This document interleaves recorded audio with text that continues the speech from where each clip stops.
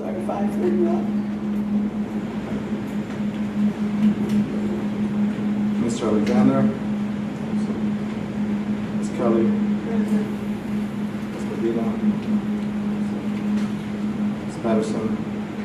Ms. Grant. Mr. Valtier's present. Mr. Wagner. Present. Motion carries.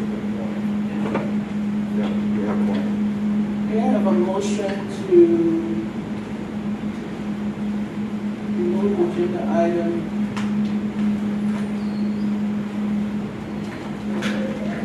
L and M?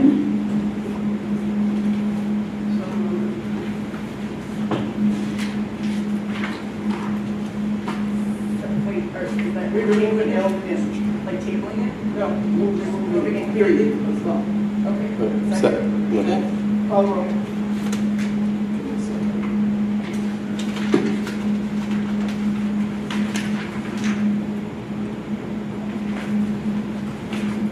Mr. Alexander. Ms. Kelly. Aye.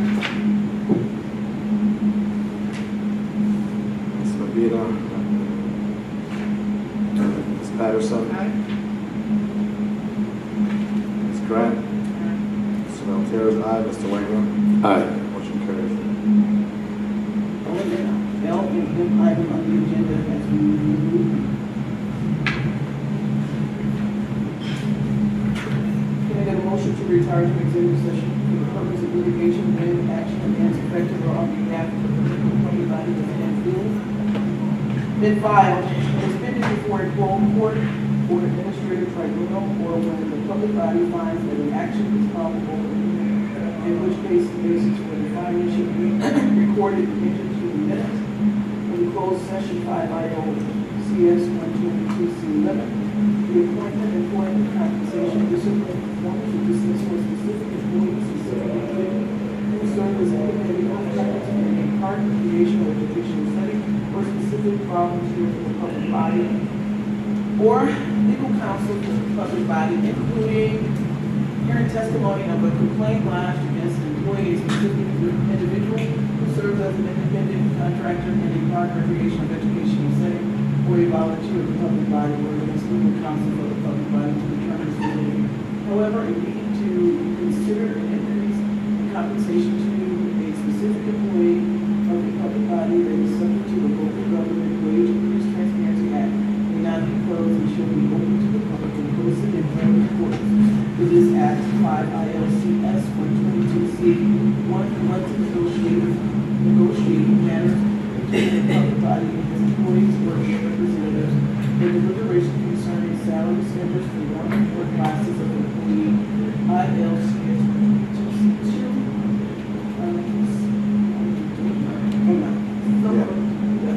Second. Mr. Alexander. Absent. Ms. Kelly. Aye. Ms. Medina. Ms. Patterson. Ms. Grant. Mr. Valtier's aye. Mr. Wagner. Aye. Motion carries. We are in executive session at 5:44.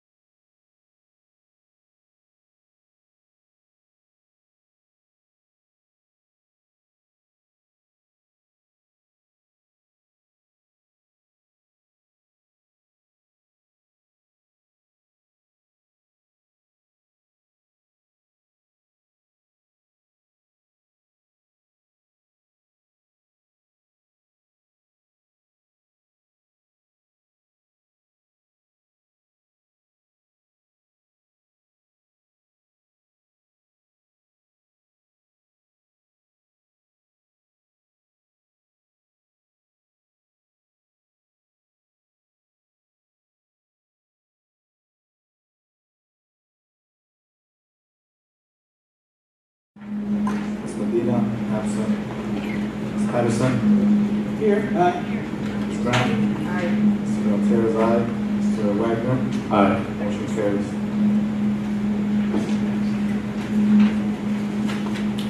Stand for the Pledge of Allegiance.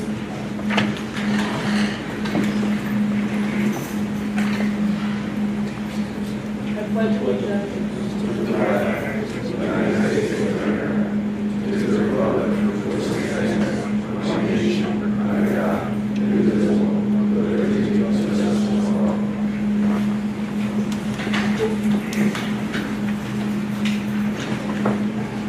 Mr. Bruce, do I need to do the motion over again that I did at 5:30? Okay, so that's nothing. Okay.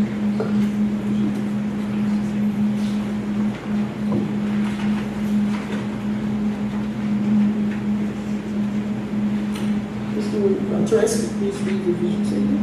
Through expectations of excellence and by providing equitable educational opportunities to empower each student, our graduates are prepared for college, careers, and to serve as contributing members of a dynamic global society. Dr. Anderson, you have the floor. Good evening, President Patterson, Vice President Kelly, Secretary Valtorez, and board members.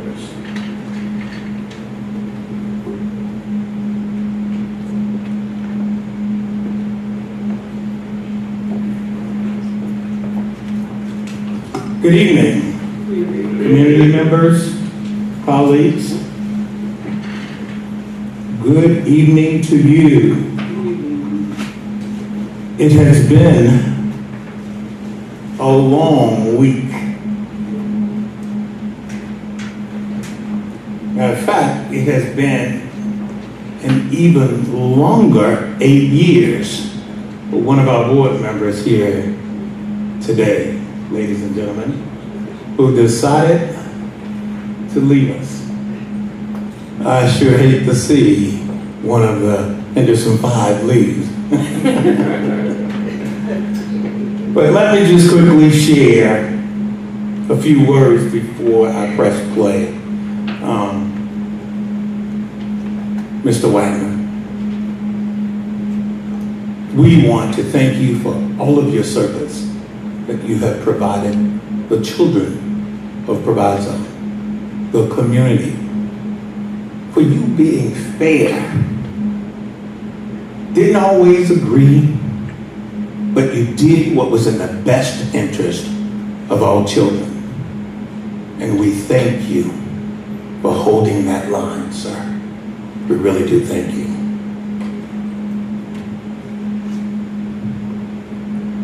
Mr. Nathan N. Wagner has been a board member since 2015 and has been committed to ensuring that board policies are updated to current standards and aligned to our mission and vision. Even though it is stated, I am honored and excited to be a part of this amazing team, serving the truly incredible students, staff, and stakeholders of our Proviso community.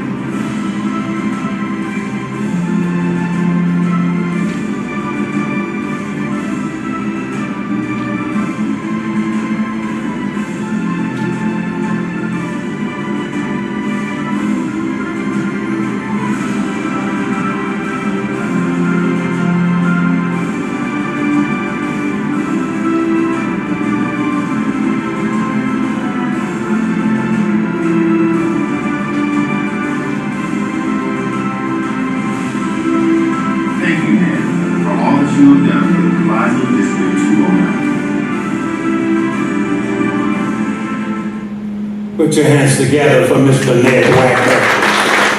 We say thank you, sir. Will you please come forward? Mr. Wagner, on behalf of this Board of Education, our illustrative community, stakeholders, we really want to say thank you for all you've done for the scholars of Proviso. Please. Oh my God. Yeah, you're strong enough, but I'll go ahead and take it because I would like a few words from you.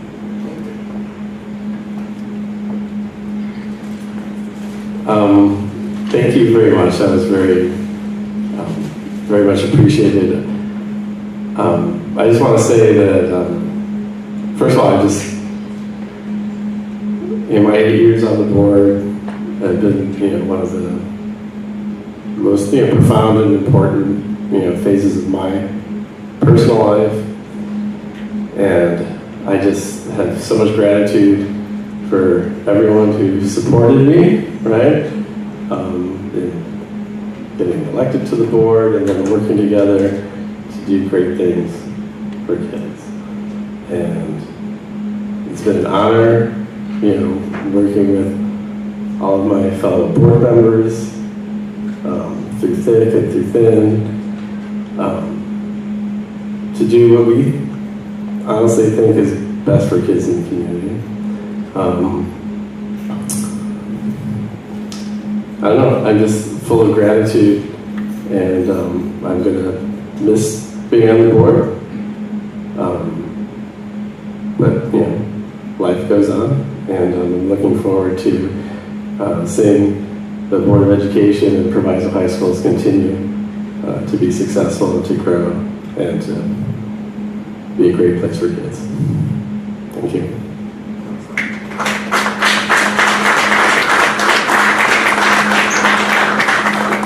Board members, a few words, quickly, no more than 30 seconds.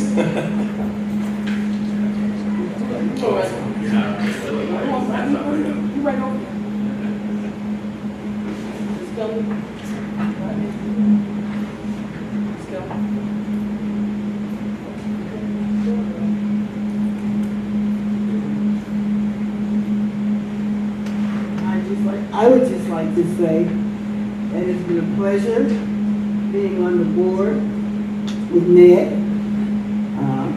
He's a very pleasant person, not hard to get along with, and we've had some enjoyable moments. And I'm going to miss him. We started out together. We were in together on two different occasions, and all I can say is he's a great guy, and I'm going to miss him. Good luck to you, Ned, and don't forget my phone number.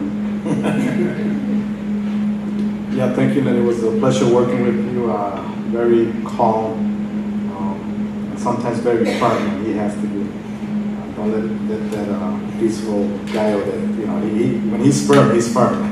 He'll let you know. But it was a pleasure working with you, Ned, and the best of the next endeavor. I like to remind Ned of the story often. When I was thinking about running in 2017, I spoke with Ned about what it was like to be a member of the Board of Education, and he said, "Oh my gosh, it's so easy. You just go to one board meeting a month, and then every once in a while you have a committee meeting. Piece of cake."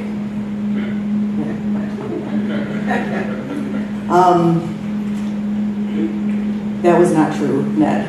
But despite that, I do want to thank you for the years we worked together, and I appreciate all the times that you were level-headed and calm and a voice of reason and able to step back and help us all look at the larger picture. And I know Jill and your kids are very excited to have you back. So best of luck to you in this next chapter.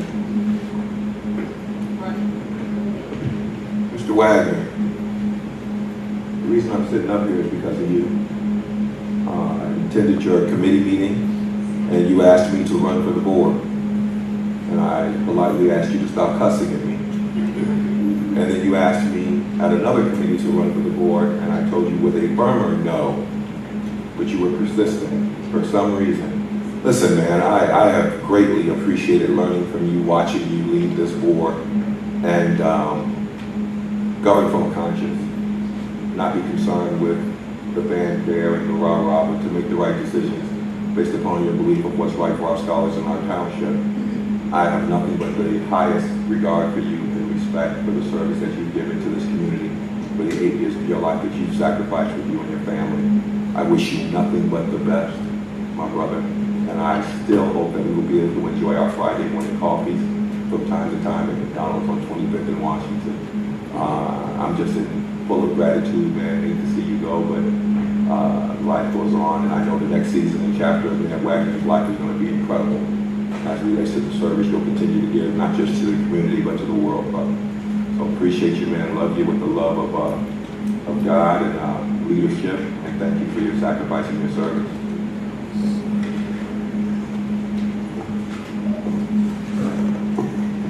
Ned, thank you. Thank you for taking time from your family and just being involved in the community, being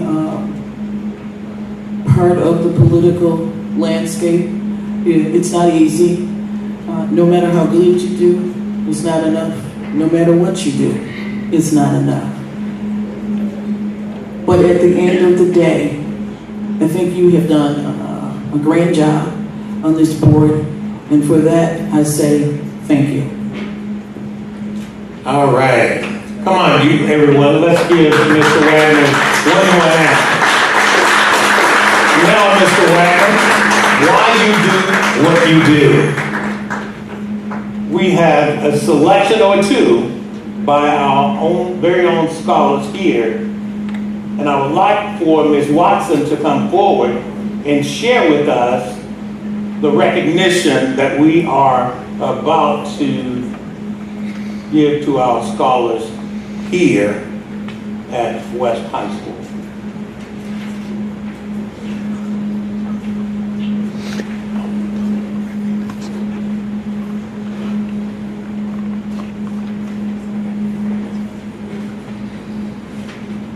Good evening, everyone. Good evening. This student recognition is for students who participated in the 2023 UNCF, United Negro College Fund Commission Choir on March 1st, 2023 at Tinley Park Convention Center. We were invited to sing along with Southland College Prep High School, I think, Kankakee, three other choirs, and we formed the commission choir, and it was for a scholarship gala, and our students were stellar. They may have been small in number, but in my opinion, they were the best choir. And tonight they're going to perform one of the songs that they sang that night under the direction of Fred Nelson, who is Jennifer. He is Jennifer Hudson's musical director. In the past, he was Aretha Franklin's musical director, and he kind of put me on the spot and asked me to direct the mass choir, and he also asked one of our students, Braxton Robinson, raise your hand. Braxton Robinson was featured, and he was a featured soloist, and so we are very proud that we presented Proviso West as nothing but the best, and we presented our district with nothing but the best. So we're going to perform one of the songs that was performed in front of a large group of superintendents, administration from all over Chicago. Come on up. The selection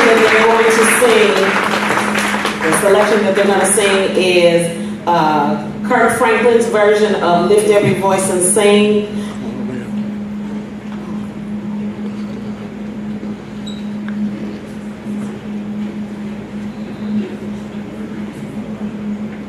And that night there were about 21 of us. We had some dropouts, but they're going to handle it.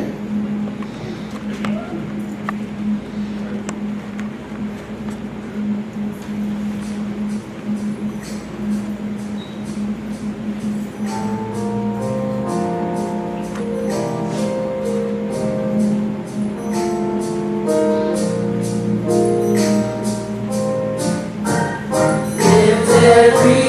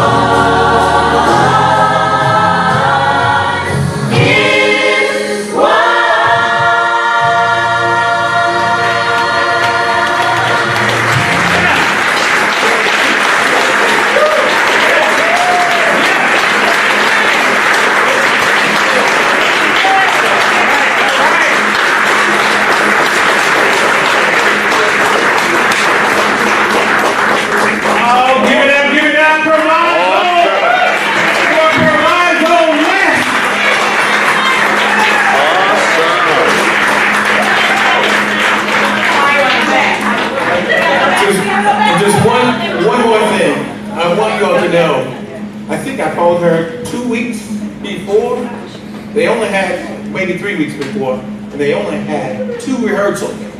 And this is what we get. So they did a great job.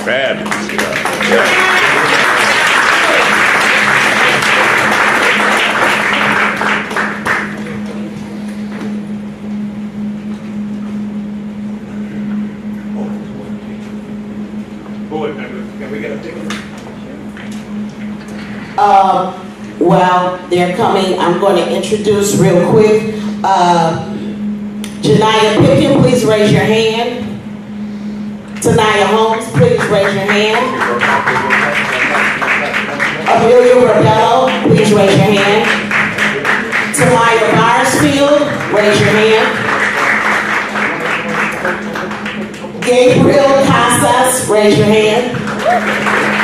Braxton Robinson, please raise your hand. Brian Pope, please raise your hand. Tanisha Hogan, please raise your hand.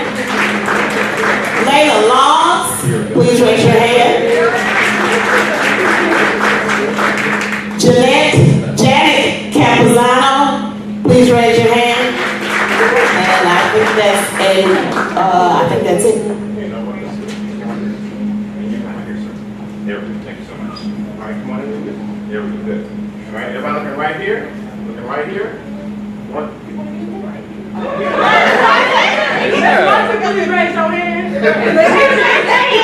Raise your hand. Stand right there. Let's get everybody looking right here. Here we go. 1, 2, 3. Stay there.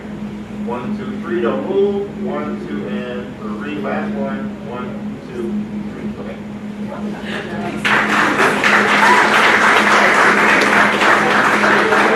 Thank you all so very much. Ms. Watson, thank you so very much. Ms. Watson, we have something for you. We'll get it to you later. All right.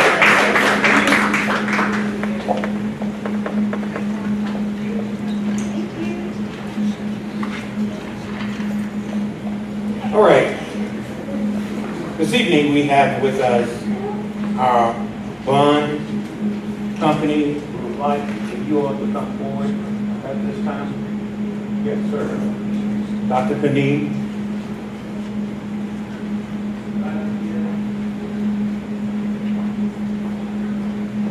As you all know, we had some concerns with an advertisement in the Chicago Tribune, and we want you all to hear firsthand what transpired with that debacle.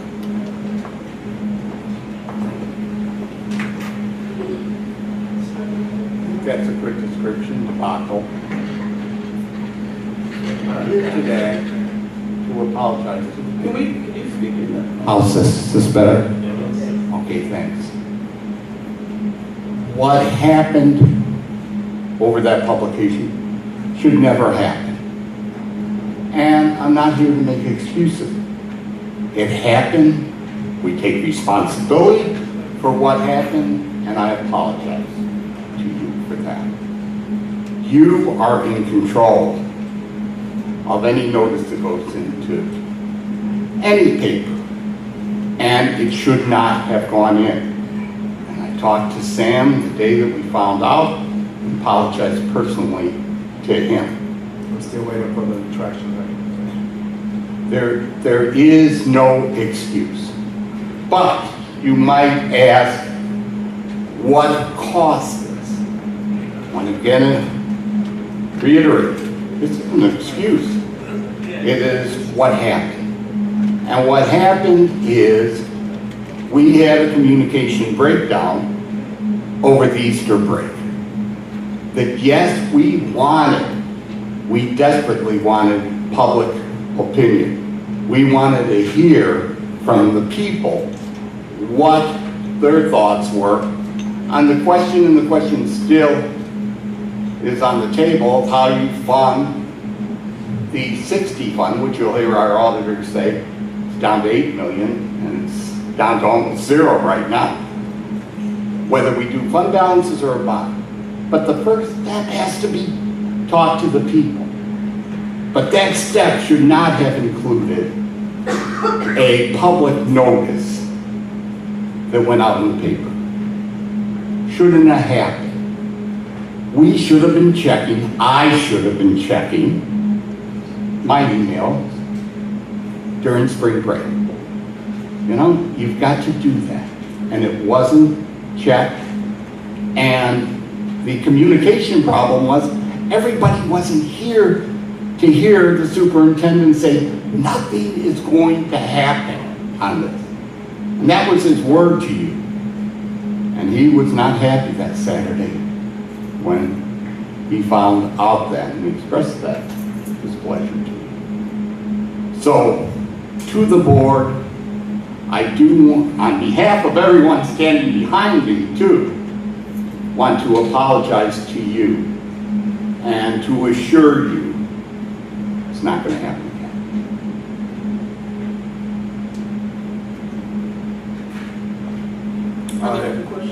Yeah, I just got a question. So I know we briefly talked, and I appreciate calling me on a Saturday. Thank you to a fellow board member that sent me the notice. I had no idea it was published in the Chicago Tribune with my name on it. So I'm the person that reads the small print. So I do require some documentation stating that you retracted that, please. You told me you were going to send it the next day. I'm still waiting for it. Documentation in an email, not phone, text, documentation, please. With the same comment you just made. I know this is public, but some documentation. And I think we'll work on that right tomorrow even, for the to make sure that documentation gets there. Maybe a public apology on the Tribune as well.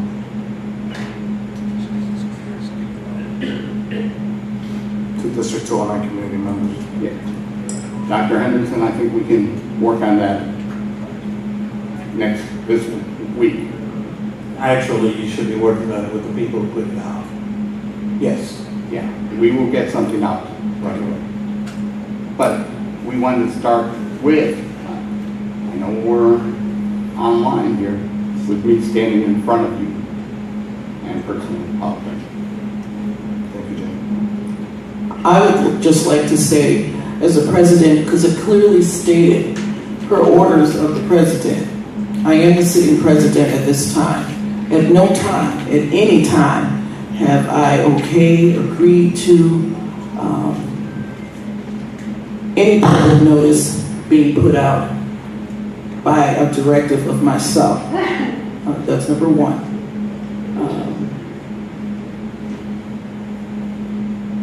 The damage at this point is done because the public is under the impression that this board, this superintendent, gave the okay. Now, I understand up to a point how bonds work, and I understand, I'm just going to talk about what I'm talking about. Folk want their commission and their fees, and moved hastily. I actually thought that this public notice had been made up. I said, somebody is playing games because it was in the heart of election.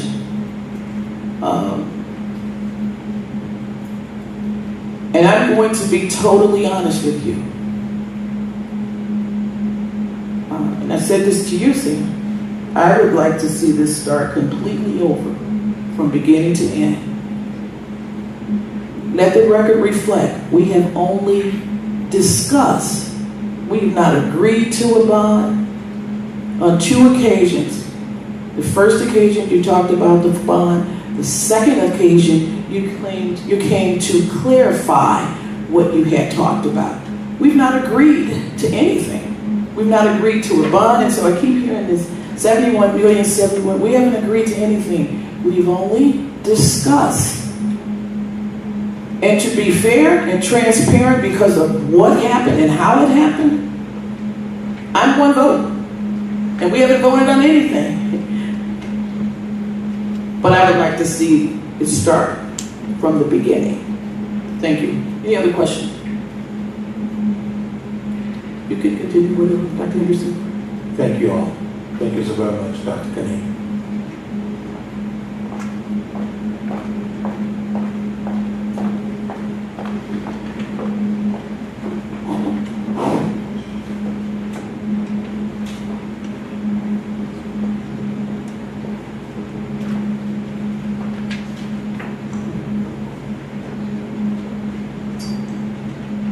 All right, Board. This evening, you will hear from our auditors. You will hear from our curriculum management audit. And this evening, we will be asking you to expend a little more than $2 million in textbook adoptions, materials, supplementary materials for this ensuing academic school year. And then next month, we'll be coming back to you for the expense of approximately $500,000 around CTE. So we have asked the teachers what they need, and they have answered. And our curriculum audit really going to help us move this work forward. So we'll go ahead and get started with Dr. Williams and her team, our curriculum management audit team.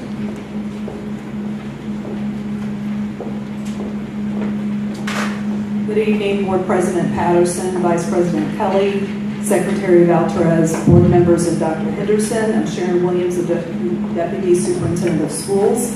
This evening, you're going to hear from Mr. Tim Suba, who's a Senior Associate with the Insight Education Group. This fall, you approved a contract with Insight Education Group to conduct a curriculum audit.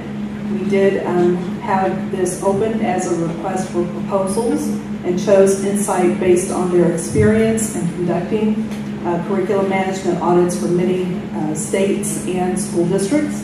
Mr. Suba is going to walk through a broad overview of the curriculum audit. You have in front of you the full report, which is over 150 pages. This was a yeoman's task. I would like to thank all of the leadership team who participated in focus groups and submitted documents and supported the process. Also, thank you for teachers who participated in focus groups and many of our scholars who did as well. So now I'll turn it over to Mr. Suba, and then we'll go over the educational services update.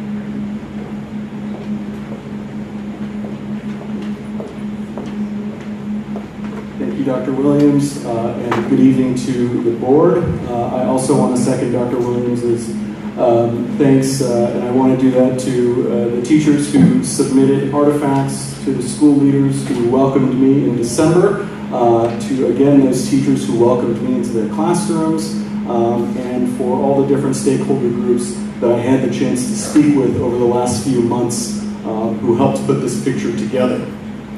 My name is Tim Suba. I am a Senior Associate at Insight Education Group, and I've been leading our team on this project over the last few months. I'm here to give you a broad overview of the 150 plus pages that you have in front of you, and then take some time to answer some questions at the end.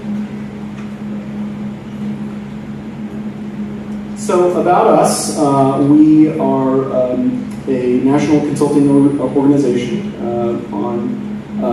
we've been around for over 20 years, and we have been, since our inception, a leading voice in the national conversation on college and career-ready standards, curriculum implementation, district strategy, instructional leadership teams, curriculum assessments, etc. And we continue to work in districts and states across the country to help support them through those particular initiatives. For me, I've been around myself for about 20 years in urban public ed.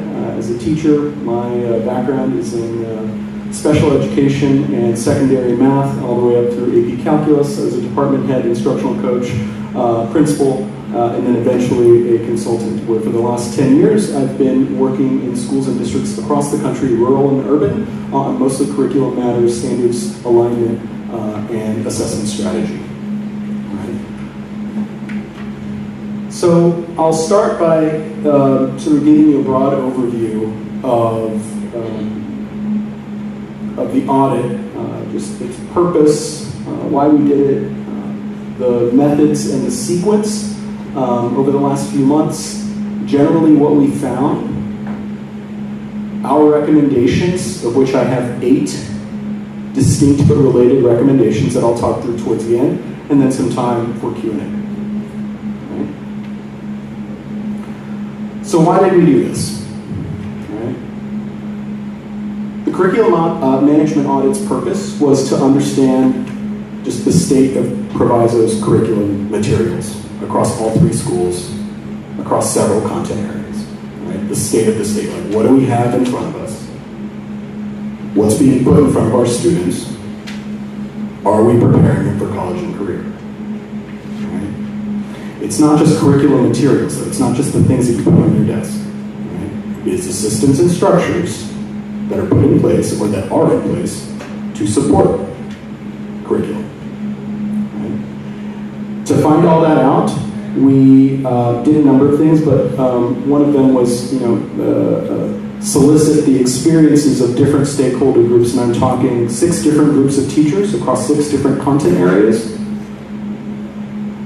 school leaders, a group of grade level principals, and then separate groups of coordinators in the Educational Services Office. We wanted to find the pain points. Right? We did all of that in order to define the pain points. Where are the inflection points that we can identify, that we can fix, right? Things that are short-term wins or low-hanging fruit, and things that we need to pay attention to because they are more ingrained in the system, right?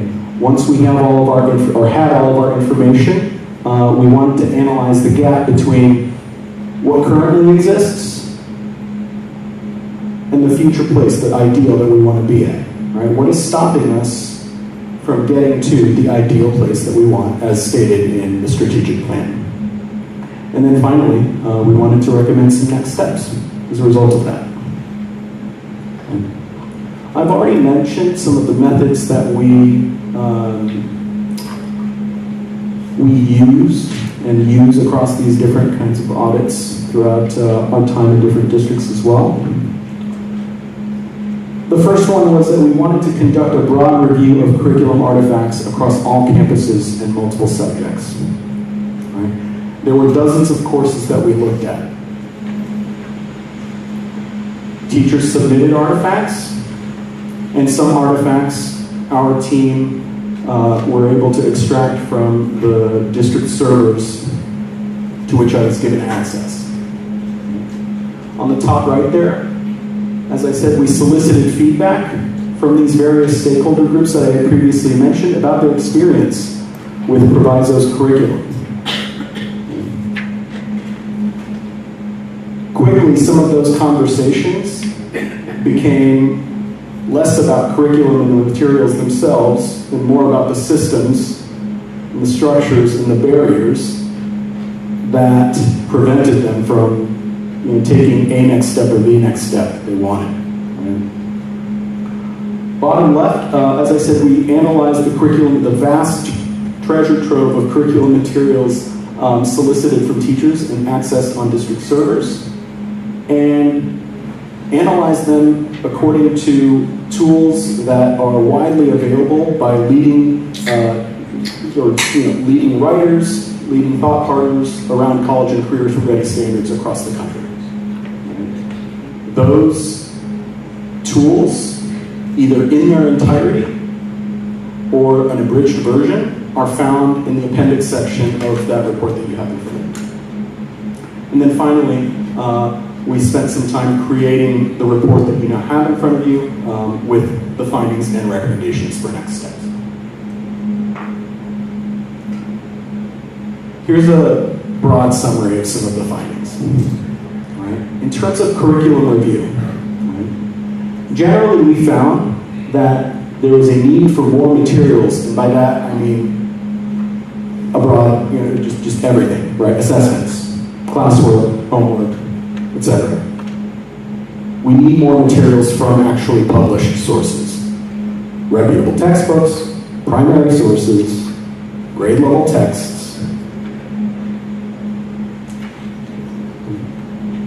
There's a lot out there, and we see pockets of excellence around the district where teachers have chosen their own volition or because they have chosen to use whatever district-provided curriculum they have access to, and have said, this is what I'm going to use, and we're going to pull directly from this. Right? So there are pockets of excellence, but our team found that generally we need more of a cohesive, more cohesive action on that across the schools. The next bullet point is just about the kinds of skills that we need to see more of as we prepare our scholars to be college and career ready, to be 21st century graduates, to be competitive, right? We need more critical analysis. We need more opportunities for students to be creative and solving of complex problems. And that's just 3 of the skills that seem to bubble up. I can list several more, right? There are the 6 C's of 21st century learning, et cetera, but we need more and more of that, right? A lot of what we saw, as you'll see in my next bullet points here, in the ELA and social studies, for example, are there more opportunities for materials with complex and primary source text? Absolutely. They exist, but we want more opportunities for them. And more opportunities to write responses, lengthy college-style responses, citing evidence from text. If you're reading between the lines, reading behind what I'm saying here, there isn't enough of that, and what we have instead are lots of rote, recall, memorization, multiple choice, selected response type items that we in education like to call right there questions. It's right there, and then you move on, right? We need students to be digging deep, arguing, citing evidence, defending, right? And doing all the things that reflect the skills that they need in order to be competitive in college and career in this century. In terms of math, we need more materials with a balanced rigor, right? And rigor is often misused in the education landscape. I don't mean that they need to all be harder. I need that there to be a balance, right, of conceptual understanding, of students asking why and exploring the permissions of mathematics. I'm going to skip to the third one, application, right? How those things apply in the real world. And then the second one is one that a lot of us, myself included, experienced when we were in math classes. A lot of procedural fluency, the drill and kill type stuff, right? If you knew your facts, you were good. But what I'm saying is that I'm seeing a lot of that kind of math material in our audit, and there needs to be a balance, right? There needs to be a coherence across the different courses, where if I know I am teaching this in IM1, in IM2, we're doing something different, right? And I just don't see the case there. In lots of different, there's evidence of that across, pools of that, of incoherence across the district. And then, of course, focused on the course's standards, right? This is a big one. Across some of the math classes, we see, whether due to lack of coherence or an imbalance towards that procedural fluency, that some of those upper level classes are a little bit skimming on the standards that they ought to be teaching in that class. Okay? I'll give you an example.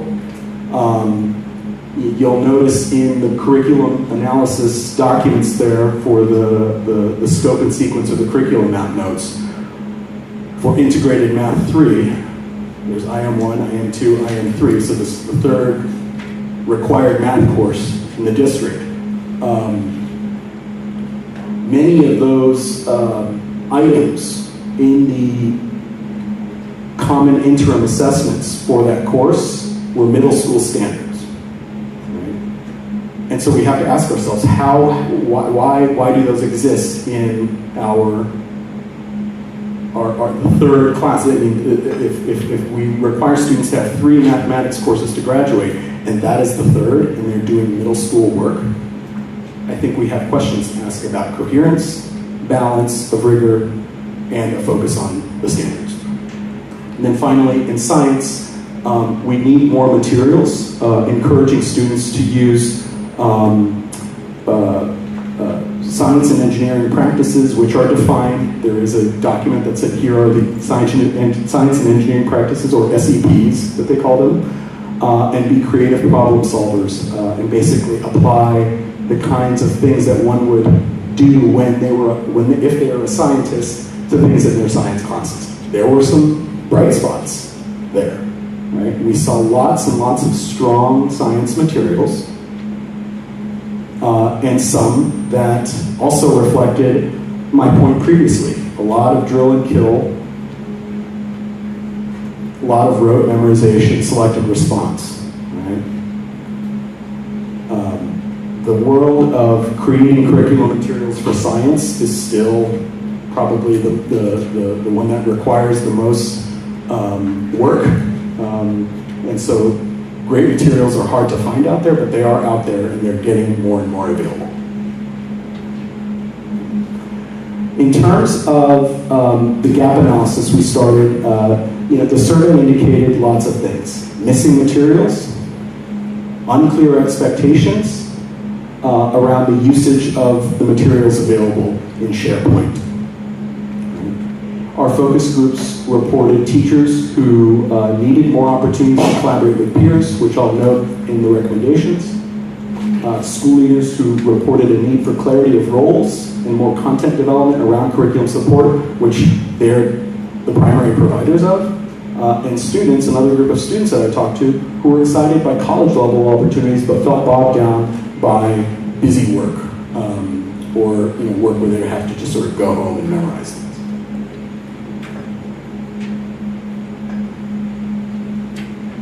You have, starting on page 52, the start of my recommendations. And for the good of the group out here, I'll just sort of talk a little bit about each one. The first one is to take the course catalog and streamline it by prioritizing more of the core graduation requirements. And there are a couple of issues here. One is equity or resource equity, and the two is focus, right? If we focus our attention on fewer courses, right, then there are just fewer courses that have to do professional development on, right? There are more opportunities for students in freshman level classes to take those courses and spend more time in them, right? With more teachers who are teaching fewer classes, right? In terms of equity, right? That means that we provide more of our time and our focus on the courses that our students need to graduate and to do so early. The second one is to, as I said before, increase school-based instructional support for teachers. Teachers reported feeling sort of a missing link between themselves and their school and district-based leadership on curriculum matters. Right? So what we recommend is that Proviso think about ways to kind of fill in that gap, right, between teachers and curriculum initiatives. Are there folks leading the professional learning communities? Are there folks that they can go to at schools with questions around curriculum? And many teachers feel like they do not have that.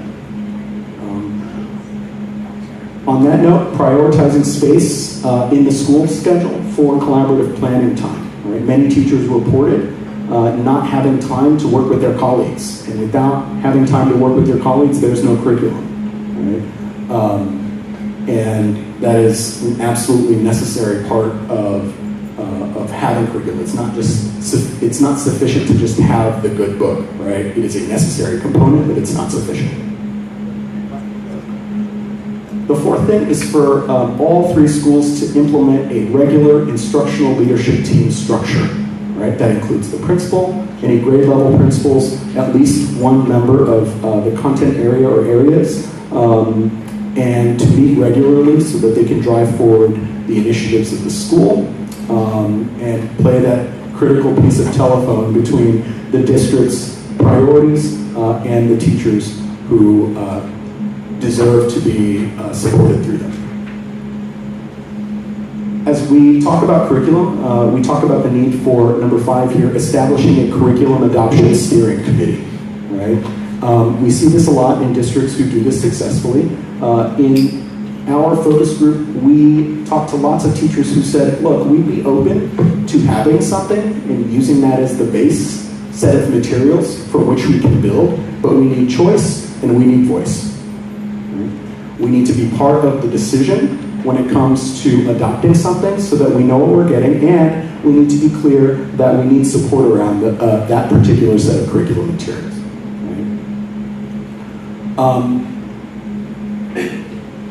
Number 6 here is to determine the district-wide consistency in unit plan content and format. You'll notice that many of the tools that we use to analyze the unit plans and the curriculum maps talked about usability. And many of the teachers that we spoke to said these are not usable, right? Especially first-year teachers, right? We need unit plans that provide enough information for them to be able to use them and to have, of course, the materials required in order to enact them. The penultimate recommendation here is to concentrate professional learning on those college and career-ready standards, right? We have hardworking teachers who have reported that they just aren't getting the kind of professional learning necessary in order to enact the kind of teaching, or to do the kind of teaching that students mention that they want. We have, it is all related, as you're starting to see here. Materials, good materials equals good professional learning, and good professional learning that comes from those materials makes it all cohesive. And then finally, we want to account for and organize all of the physical and digital resources that we already have, right? This is really related to goal number 5 in the strategic plan, to be financially responsible. So many teachers report just not having materials that they need, or creating something or working hard on something and having that digital file disappear through the purchase of something else or through the discontinuation of another program, etc. So those are in a nutshell those 8 recommendations, and I'm happy to entertain any questions or comments from the board. Mr. Wagner.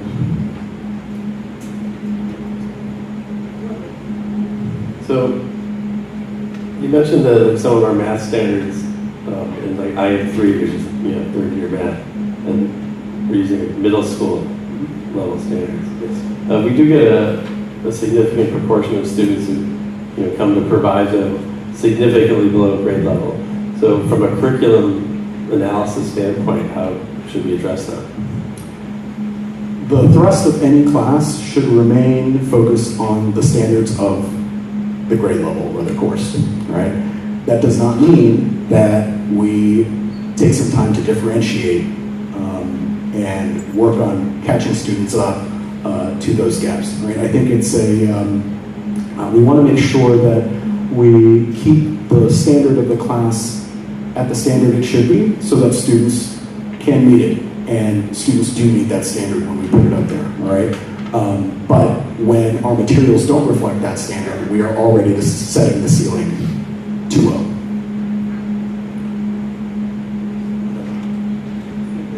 So I saw one of these slides you recommended, and based on your study here, you're establishing a curriculum steering committee, you said? Yes, sir.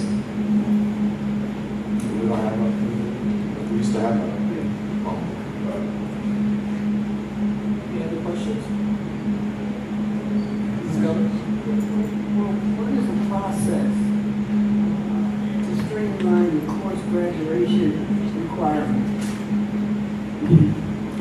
So I think that is, I think that process is up to the district. I think we need to understand which of the courses have too little support and too many students, and which courses are not serving numbers, or which courses might be duplicative and might be serving too few students. Right? There are several examples too of and you're talking about where to start, Ms. Kelly. There are lots of places to start, right? I think one place that I mentioned in there is understanding the graduation requirements set forth by the State Board of Education and just reflecting that on our own graduation requirements.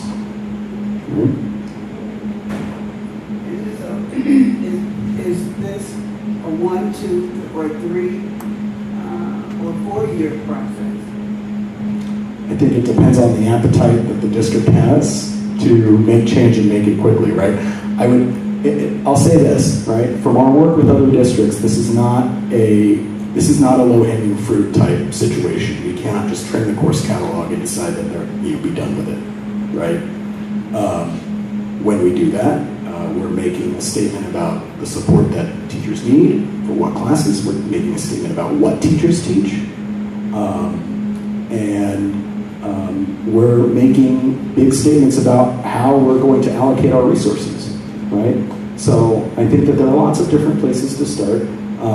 Teachers, coordinators, and principals mentioned if we were to start somewhere, that we would look at our core 9th grade courses and see if we have just enough resources and people there to make sure that those class loads are manageable enough so that our freshmen can be successful to move on to the next grade. And if they are not, that we give them the chance in order to be successful. Any other questions? I got one more question. Say it. Would you say that your audit somehow in some way showed any equitable practices? And by that I mean, I know Ned mentioned that some of the audit showed that some of the grade school, there were some grade school standards due to the probably need of the issue we have with the feeder schools articulation, meaning the students come in at a low math reading levels, 6th or 7th grade. Did your audit show, besides the grade school standard, it showed some kind of equitable practice here for these students? Any other equitable practices, and not just the SB standard for the current, for our current textbooks or curriculum? If I'm understanding, are you asking if besides the if you found any other equitable practices within your audit of this curriculum, besides the grade school standards that were found to help the students that are low performing from the articulation, from the feeder school? Sure. I think it's a domino effect. I think if we have some classes with low standards or students who come in with perceived low skills and they're both perceived and real, right? Our students are coming in, and I'm taking this from the data that we have, and also some of my conversations with teachers and my own observations throughout the district in December. But it's a domino effect, right? I think one thing that I noted in my focus group conversations and in some of my observations and conversations with teachers in December was that if we have too many, if we have too many teachers teaching too many different things for one course, for example, it is very hard for a special education teacher, for example, to modify all those different things and provide the level of service needed for those students who are behind, right? So if you're talking about, a practice that might seem unequal or, kind of imbalanced there, I think some of those are related to the sort of inconsistency of the materials that we have in place already.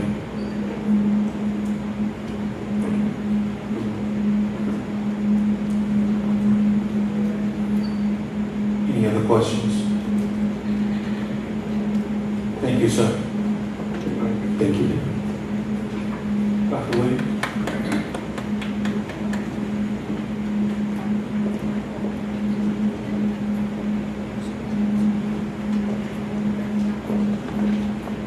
Thank you again, Mr. Sugo, for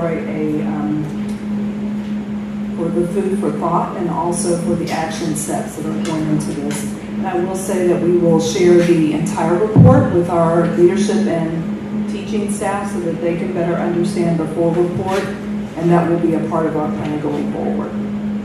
So I want to step away from curriculum for just a moment, but I'm going to step right back into it very hard. So first I'd like to point out a partnership spotlight. Our partners at Introspect Youth Services Incorporated has been working with the district for several years. They are a very big supporter for our college and career readiness pathways in our schools, and we wanted to highlight them just briefly this evening. Our liaisons for Introspect Youth Services are Mr. Bernard Clay, the Executive Director, and most importantly, Ms. Tiffany Hope, who's on the ground here at Proviso quite a bit, who's the Associate Director. They have partnered with us with an Upward Bound program during the summer. They have sponsored and employed folks to work in our Freshman Connection summer program. They've also offered FAFSA completion support at all 3 of our schools. And what I'll highlight in the next couple of slides was an HBCU spring visit. So 35 of our scholars had the opportunity during spring break to visit HBCUs. We had 17 scholars from West, 12 from East, and 6 from PMSA. Our PMSA scholars were lauded for their representation of the Proviso High Schools District 209. Ms. Tiffany Hope gave them an A+. Many of the chaperones that went with our scholars noted their professionalism, the level of questioning, just their overall behavior, and they had a really good time. Our families were also applauded for the way they supported the scholars during the trip. So they loaded the vehicles with water, snacks, and supplies so that our scholars could enjoy their spring break visiting colleges. These were the colleges that they visited. As you'll notice, these are mostly in the southern United States, including 2 very top-notch universities in Tennessee, Tennessee State University and Fisk University, one of which I'm a proud graduate of. And what students gained from these HBCU tours is a fresh perspective. What is available for me as a student as I'm going to my post-secondary journey. So thank you again to Introspect Youth Services. Thank you to the school leaders and teachers who encourage our scholars to go onto this tour. Next, I want to highlight a couple of data points. We recently ended our 5 Essential survey window, and I want to share some celebrations around that survey participation. And first, just a brief overview of the March enrollment. The enrollment has fluctuated a little bit, not much. We do still have many students entering and exiting our school district. As you can see from month to month, this varies a little bit. So regarding the 5 essentials, Mr. Swanson? Okay, never mind, came back. All right, so the 5 essentials survey is a part of the summative designation for ISB. The survey window opened up in January, ended March 31st. We use the 5 essentials, which is our state-approved climate survey for the district. And this survey identifies 5 indicators that lead to improved outcomes for students. That includes effective leaders, collaborative teachers, involved families, supportive environments, and that last one has to do with support of the families. So the summative designation impact. 6.67% of our summative designation offered by ISB comes from the 5 essential survey participation. We're looking at primarily or exclusively our student response rate. So our goal is to reach the 95% of all of our students completing the survey in order to maximize our points. Any points under 95% does give us points, but we can't maximize it unless we hit 95%. So that's been our goal. The dotted line, of course, is the 95%. As you can see, we made astronomical gains in student participation rates. You'll notice, and I applaud heavily our school leaders who went above and beyond to make sure that their students were engaged and responding to the survey. Also kudos to our coordinator of data who was constantly culling the data, making sure that the leaders at each school knew where they stood regarding the student response rates. So we're happy to show you that Proviso East is past that 95%. They will maximize their points. This is no small feat for our school district. They raised their participation rate over 30-something points. That is quite a bit of a raise. Also at Proviso West, they didn't quite meet the 95% mark, but they did make over 30 points gain in participation rate for the students. And PMSA is nearing 100%. They did also improve from 95 to 97. You'll also see that we increased our teacher response rates quite a bit at each school. Each school had a jump in those participation rates, with East coming out on top with 91% of their teachers responding to the 5 Essential Survey. This is a 30-point jump from the previous year. Again, Proviso West also gained at least 30 percentage points in their participation rate for teachers, and PMSA, who was already very high, also raised their participation rate for teachers. Where we have some opportunity is our response rate for our families. So we are remaining flat regarding our response rate from families. We want to encourage our families to at least get to that 20% mark that will generate a report for each of our schools. So they've all met that goal, so they will receive a report that will outline some of their strengths and next actions around engaging their families. So thank you again to our school leaders and to our central office team who supported schools to get these gains for our 5 essentials. So next we'll go back into the curriculum realm. There are some action items for your consideration this evening, and we wanted to first of all talk about those and the process we use to choose those curriculum materials. As you heard Mr. Suba mention, that we do have some gaps regarding our curriculum and the curriculum materials that teachers and students have access to. And part of our proposal this evening will help fill some of those gaps. It's quite ambitious, I will say, and it will take an all-hands-on-deck approach to ensure that our scholars are benefiting from the investment that we're asking you to make this evening. So the first is the imperative for change. Our strategic goal clearly outlines that number 2 is the academic achievement and support of our students. The action step is to analyze the instructional core. That's what we've asked the Insight Education Group to do for us. And for us to implement a district-wide instructional framework and high-quality curriculum that is engaging and rigorous. We heard Mr. Suba talk about some of the lack of engagement from our scholars based on the schoolwork that they're receiving. That's culturally relevant, that it's differentiated, that's aligned to the skills that we know students are going to need to be successful when they leave Proviso, that it's equitable, and that it, most importantly, prioritizes learning standards. So that was the imperative for change. What you've noticed over the past several months as we presented data to you regarding our norm reference test, the STAR test, the PSAT and SAT data, etc., is that our students are underperforming now. We believe they can do better, and they will do better. However, when our Tier 1, which is the core curricular resources that we put in front of students every day, is weak, it looks like students need intervention. When our Tier 2, which is the supportive, the supplemental resources that students have access to, is weak, it looks like they need Tier 3 or special education. What we know about curricular resources is that it can be one tool to improve the Tier 1 curriculum across the board. This is the core, it's the minimum that we can offer all of our students across all of our 3 schools.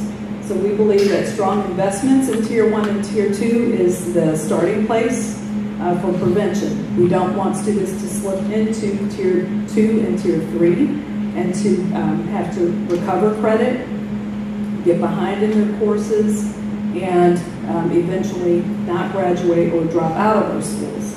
So we must establish a guaranteed and viable curriculum. And what do we mean by that?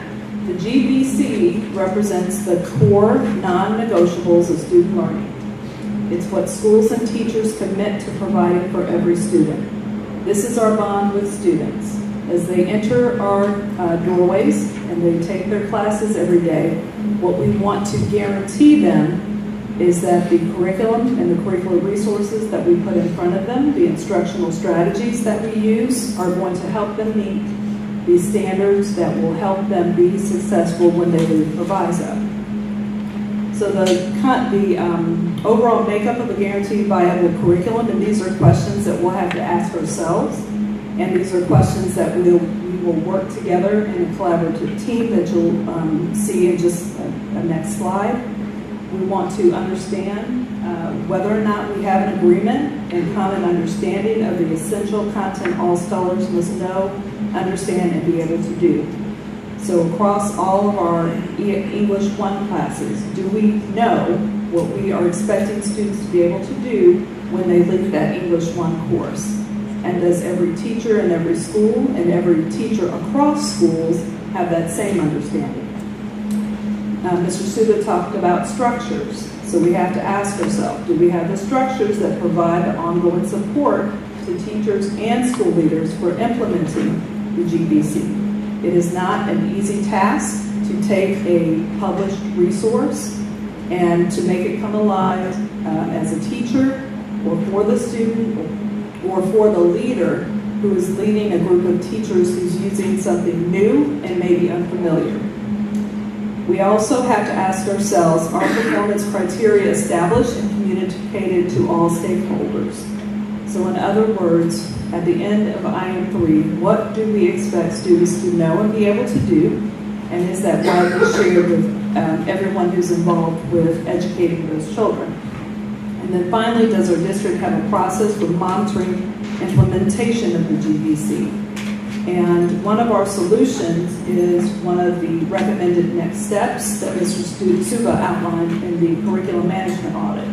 And that is the establishment, again, as I heard that there was one, of a district-wide curriculum team. The purpose of this team is to have a collegial district team who's going to ensure that the GBC is in place.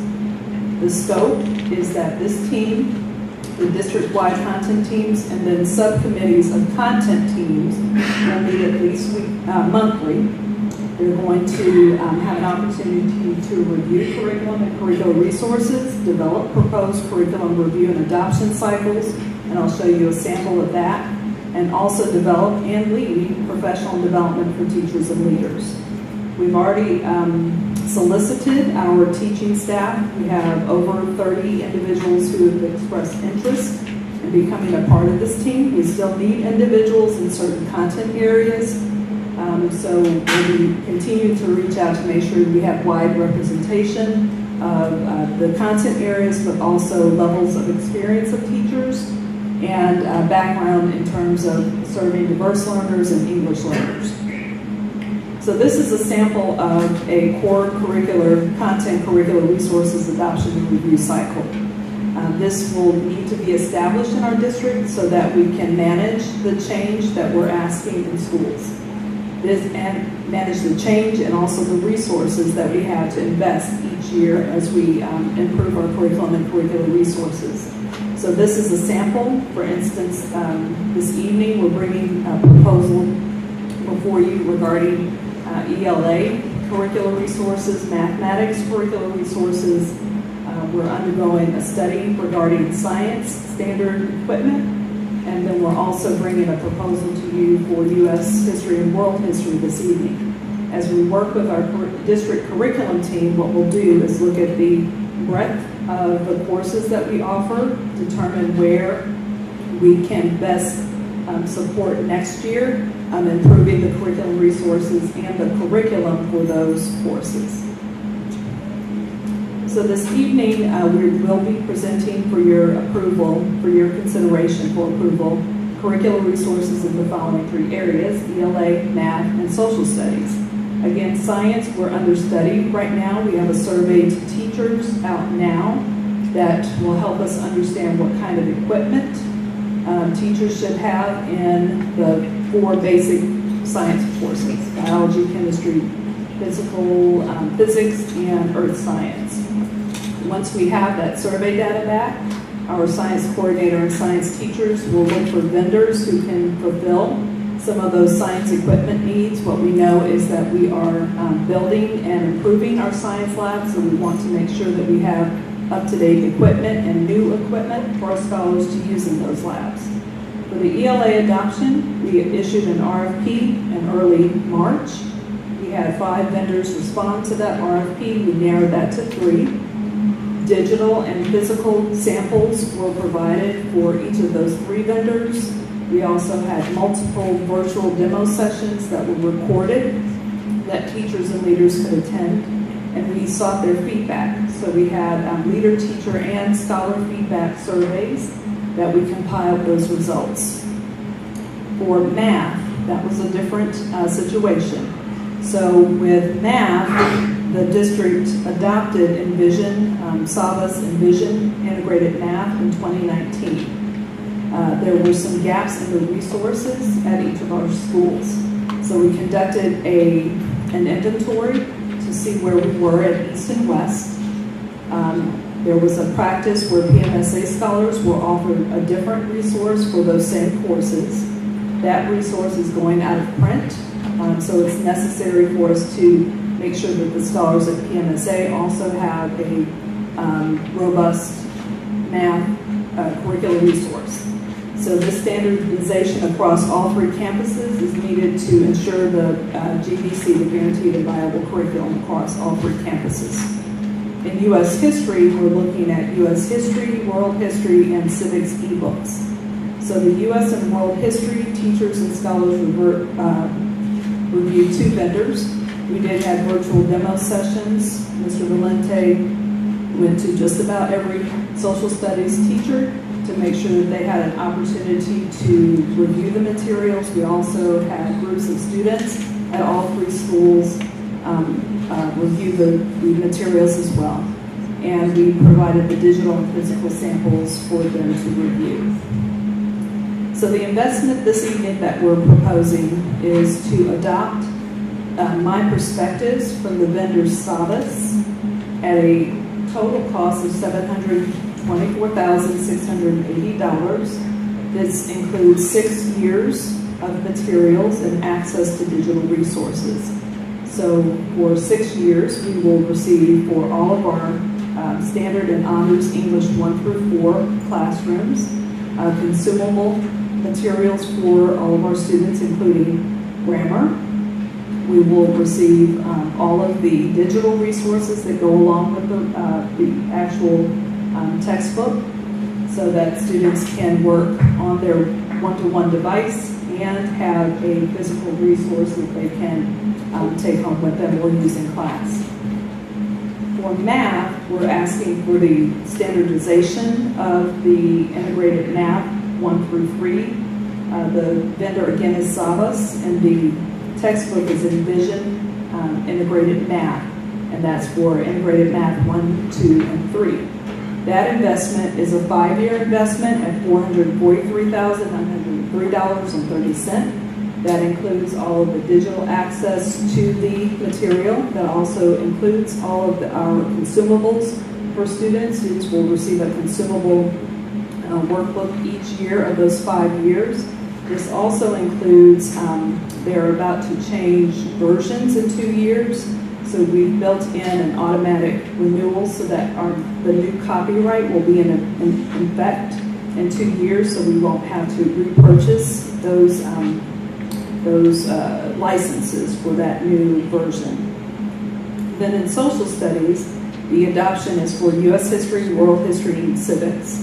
So the civics ebooks, we're increasing the number of ebooks. We're pairing civics with Black history, and the grade level is changing for that. So we need to make sure that we have enough ebooks in civics in order for each student to have a license for that civics course.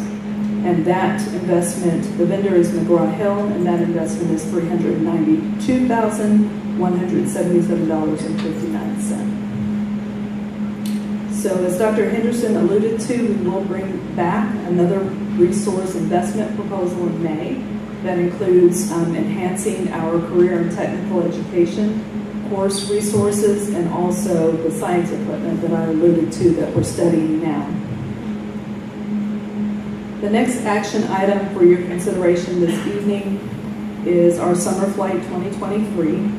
So Summer Flight will focus this year on ensuring that all of our students have an opportunity to engage in relevant, engaging, and fun summer learning experiences for all scholars. We have a few buckets of opportunities for students that includes credit recovery. Many of our students are not passing their courses on the first go-round, so we need to offer an opportunity in the summer for them to make up their credit. We do have some courses for original credit. We do have some courses that are enrichment type activities that are not tied to a course. We will have our freshman connection again this year for incoming ninth graders. That was sponsored by our partner Introspect Youth Services. Also hoping to partner with them for Upward Bound classes and then also extended year. Last year we were not able to run our extended year program. What this helps us do is to capture scholars who are on the verge of not passing their courses and extend their semester so that we can intervene with them before they are not able to pass that course. And that will be in all of the four main content areas. Here's the timeline for Summer Flight. We'll begin as early as May 1st, recruiting students for Summer Flight. That will go through the first June 20th.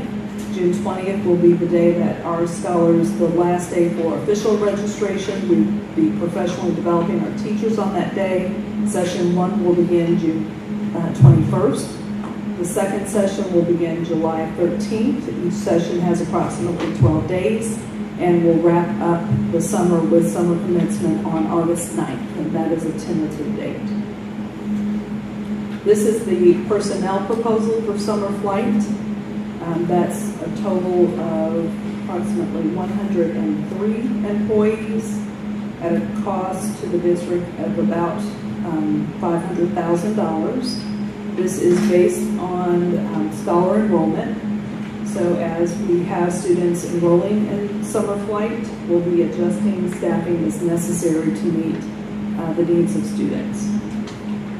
So finally, here's a synopsis of the action items for this evening: the McGraw-Hill adoptions for U.S. and World History and the Civics eBooks, the adoption of My Perspectives 9 through 12 for the ELA resource adoption, the Solace Envision Integrated Math for Integrated Math 1 through 3, curricular resources, and Summer Flight.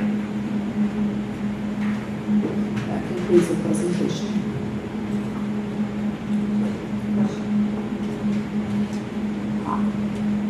Thank you. I have a couple of questions about some of the things you presented.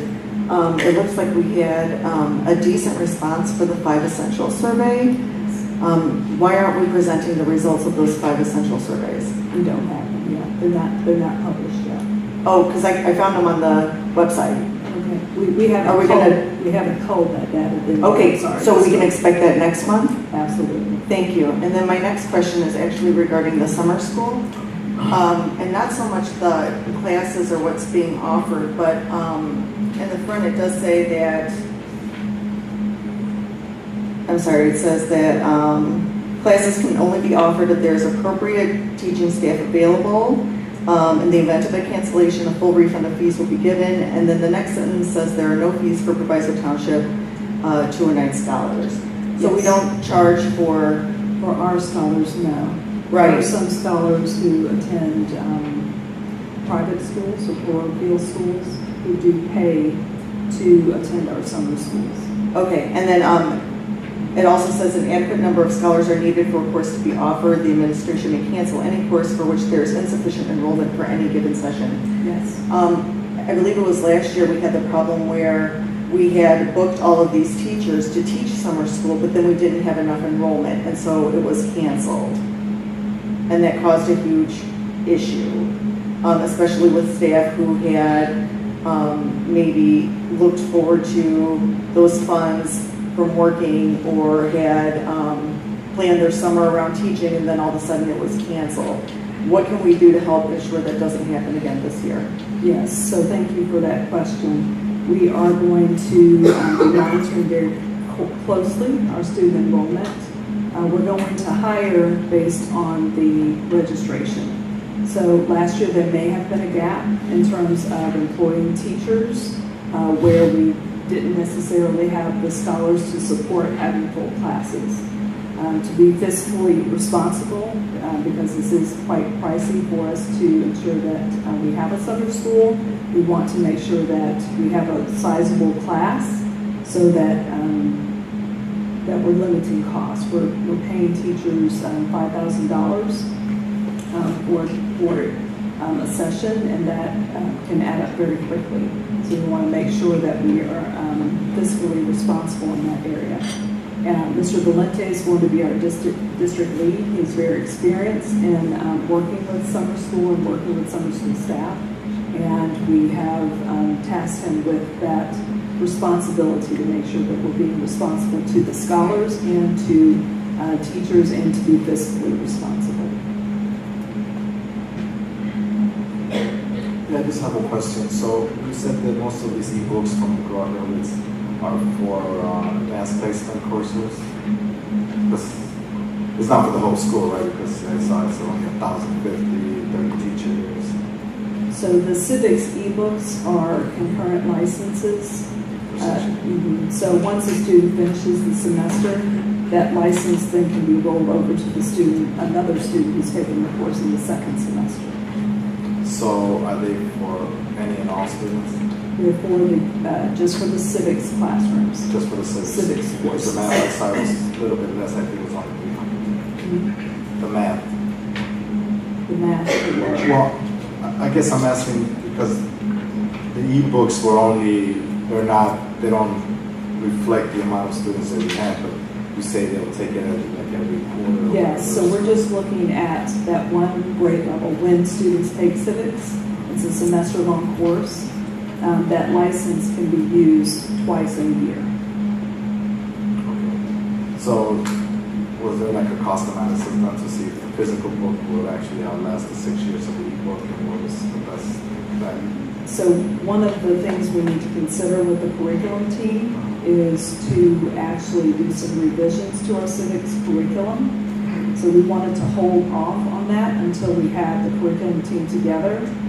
Because there is some rewriting of that curriculum for civics. We didn't want to make overly large investment this year because we knew that because we know that there are revisions that need to be done to the civics curriculum.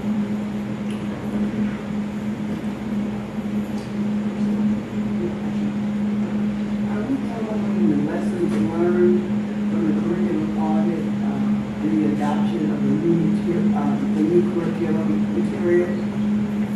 So yes, we will use those recommendations. I just had a meeting with our coordinator for PD and evaluation. We had a lengthy conversation about what's coming. So it is no small task for a school to adopt a whole new English curriculum resource and FPMSA in particular to have a new math curricular resource and a new social studies resource at the same time. So what we talked about today was the professional development that's going to have to go into early this spring, go into the summer, and into the fall. That includes a lot of job-embedded PD for teachers, basically set up consultants and the facilitators from the vendors at school so that they can work with teachers very closely, one-on-one, as we're implementing. And the district-wide curriculum team will help us with that plan. That's why we're pulling them together now, so that we can learn from the people who are going to have to implement in their classrooms.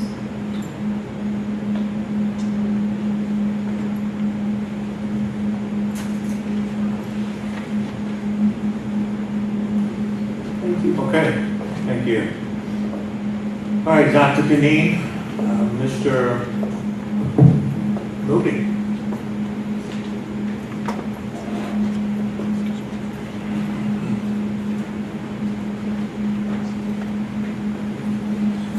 Good evening, President Madison, members of the board, and Proviso community.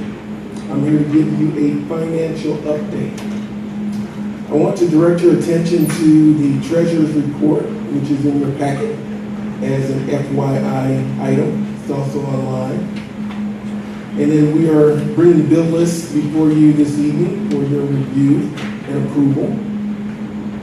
Treasurer's report, I believe, is here up on the board as well.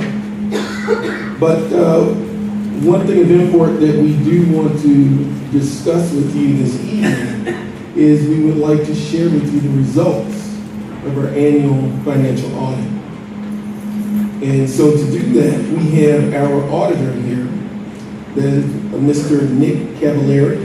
He's a partner with the firm of Baker Tilly. Some of you may remember him from his time on the FOP. And so with that, Mr. Cavallari. Good evening, board.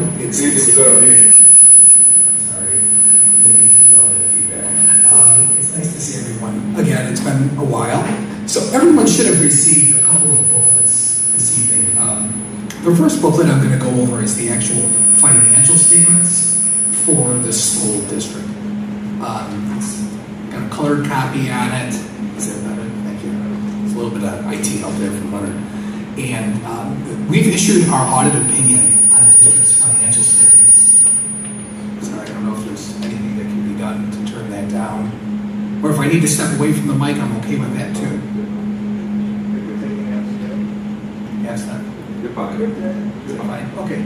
So we issued our audit opinion on the district's financial statements, and it was dated April 4th, 2023.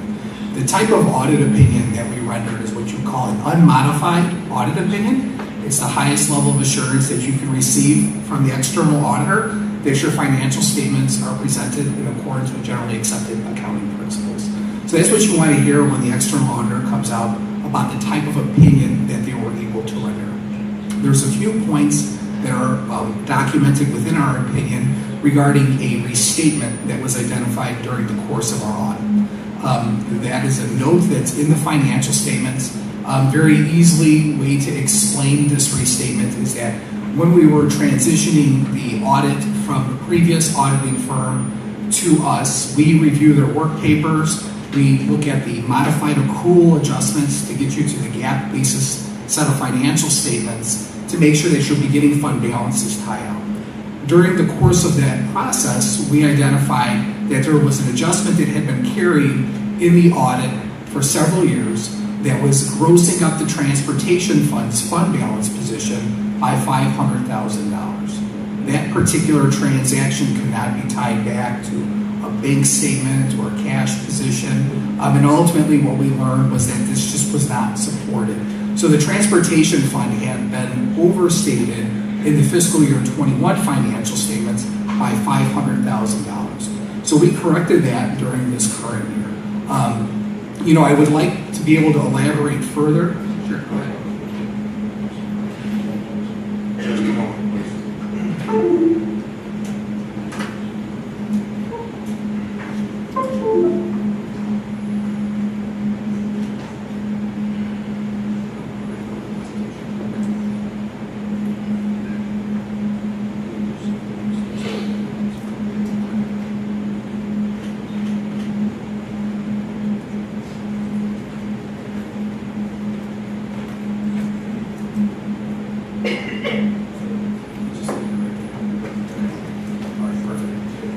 So kind of going back to this particular restatement matter, I'm not necessarily sure how many years this was carried on for, but it was clearly a transaction that was grossing up cash and grossing up fund balance during the starting point for the fiscal year audit. So we did actually reach out to the predecessor auditor, had several conversations, quite honestly, to make sure that we had the right understanding and that we weren't missing anything. statement because sometimes things can be missed during that transition.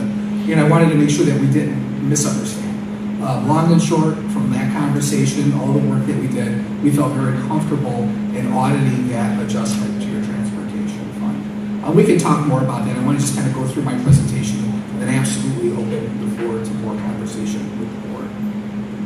So the scope of our audit is pretty robust. We audit the financial statements. There's an Illinois State Board of Education annual financial report that's required to be audited. The district expends over $750,000 of federal awards. As a result of that, you present what they call a schedule of expenditures for federal awards, commonly referred to as a CFA. The district has another report that requires auditing. It's called the Consolidated Year-End Report. And then, of course, we conduct a single audit because you expend over $750,000. This is a federal compliance audit that's required to be performed. And then we also issue a report regarding internal control matters that may have been identified during the course of the audit. So again, we were able to render an unmodified audit opinion on your financial statements and also unmodified audit opinions on the annual financial report with the state board, the CFA, and the CIPHER document. So all of the reports that we were engaged to audit received unmodified audit opinions. We didn't have scope limitations, no issues identified, support. We were able to completely conduct our audit process. So this particular slide that I have on the screen may very well be hard for you to read from your seats. So if you have the financial statement booklet, I would ask that you turn to page 9 and page 10.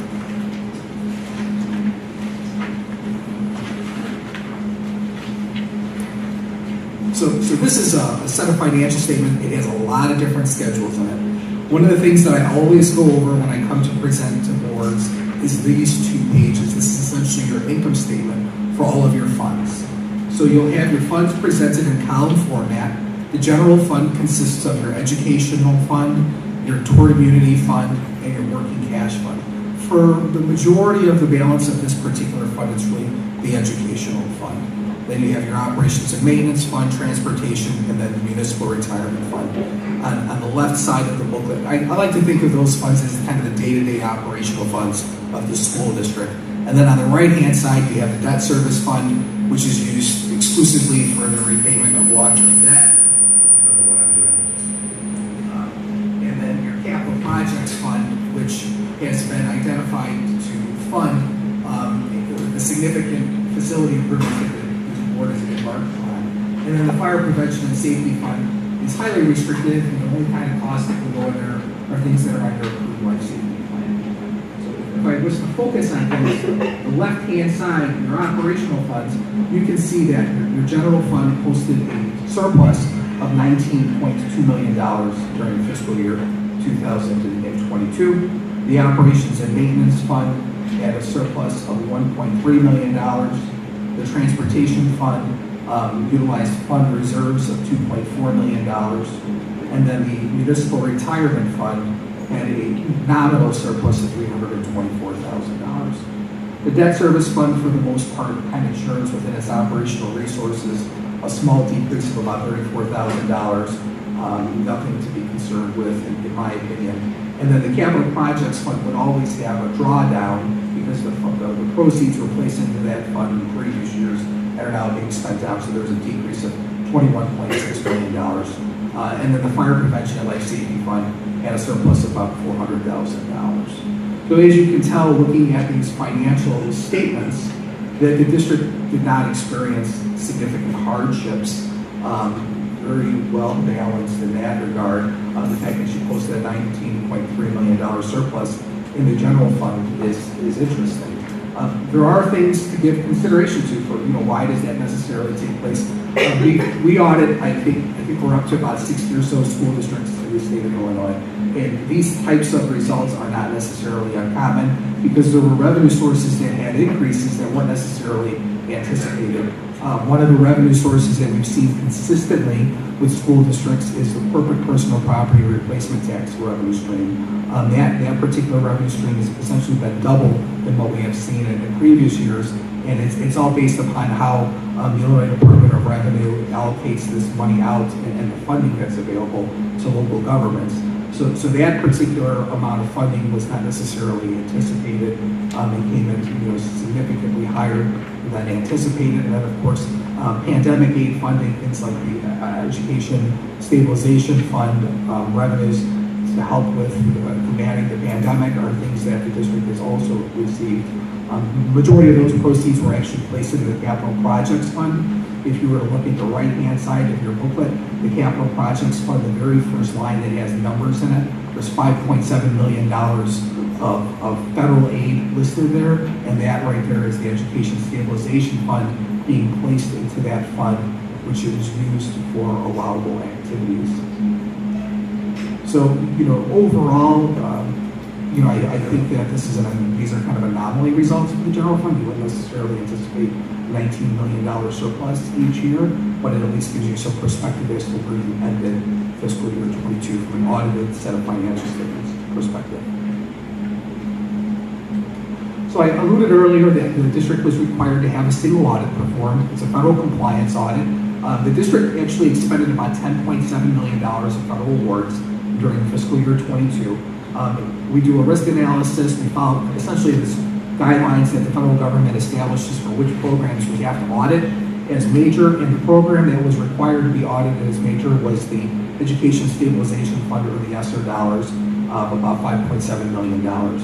And we performed a series of tests on the use of those funds. We look at internal controls that are required to be in place as established by the federal government, and ultimately we rendered an unmodified opinion as to the compliance of the use of those funds, and we also did not identify any internal control matters over compliance.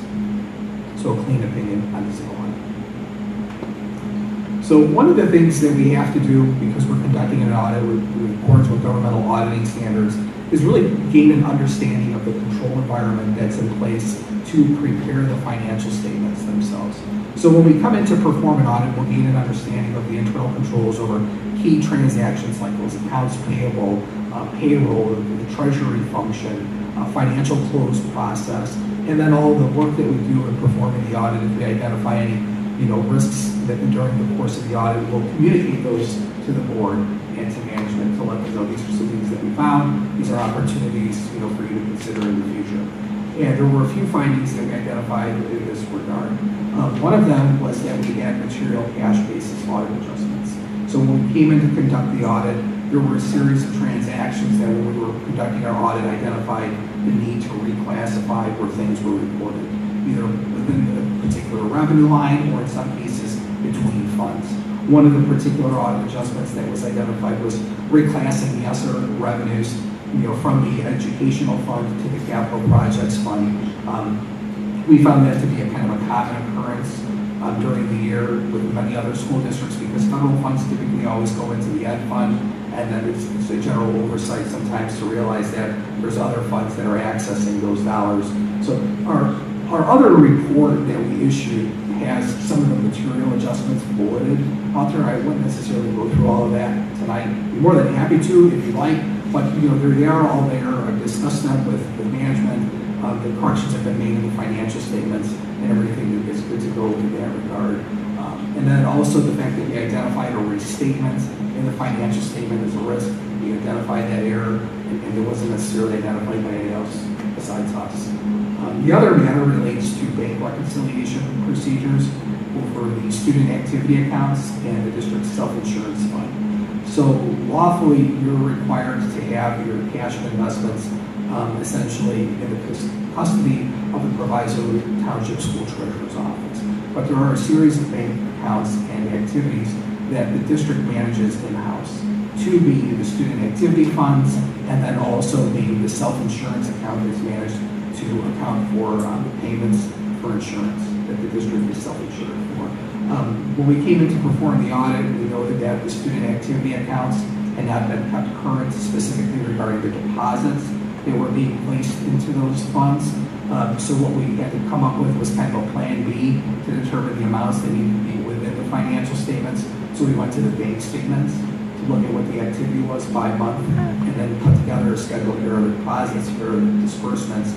And ultimately, we found that the deposit reporting within the system used to track the student activity accounts just had not been necessarily managed all year. So we had to go ahead and use what was reported in the actual bank statements themselves. So there's an opportunity for improvement there to get a little bit of a better handle on the student activity fund process.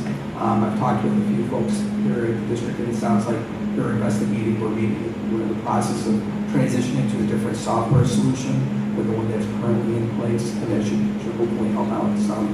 And then the self-insurance account really kind of just churns on itself.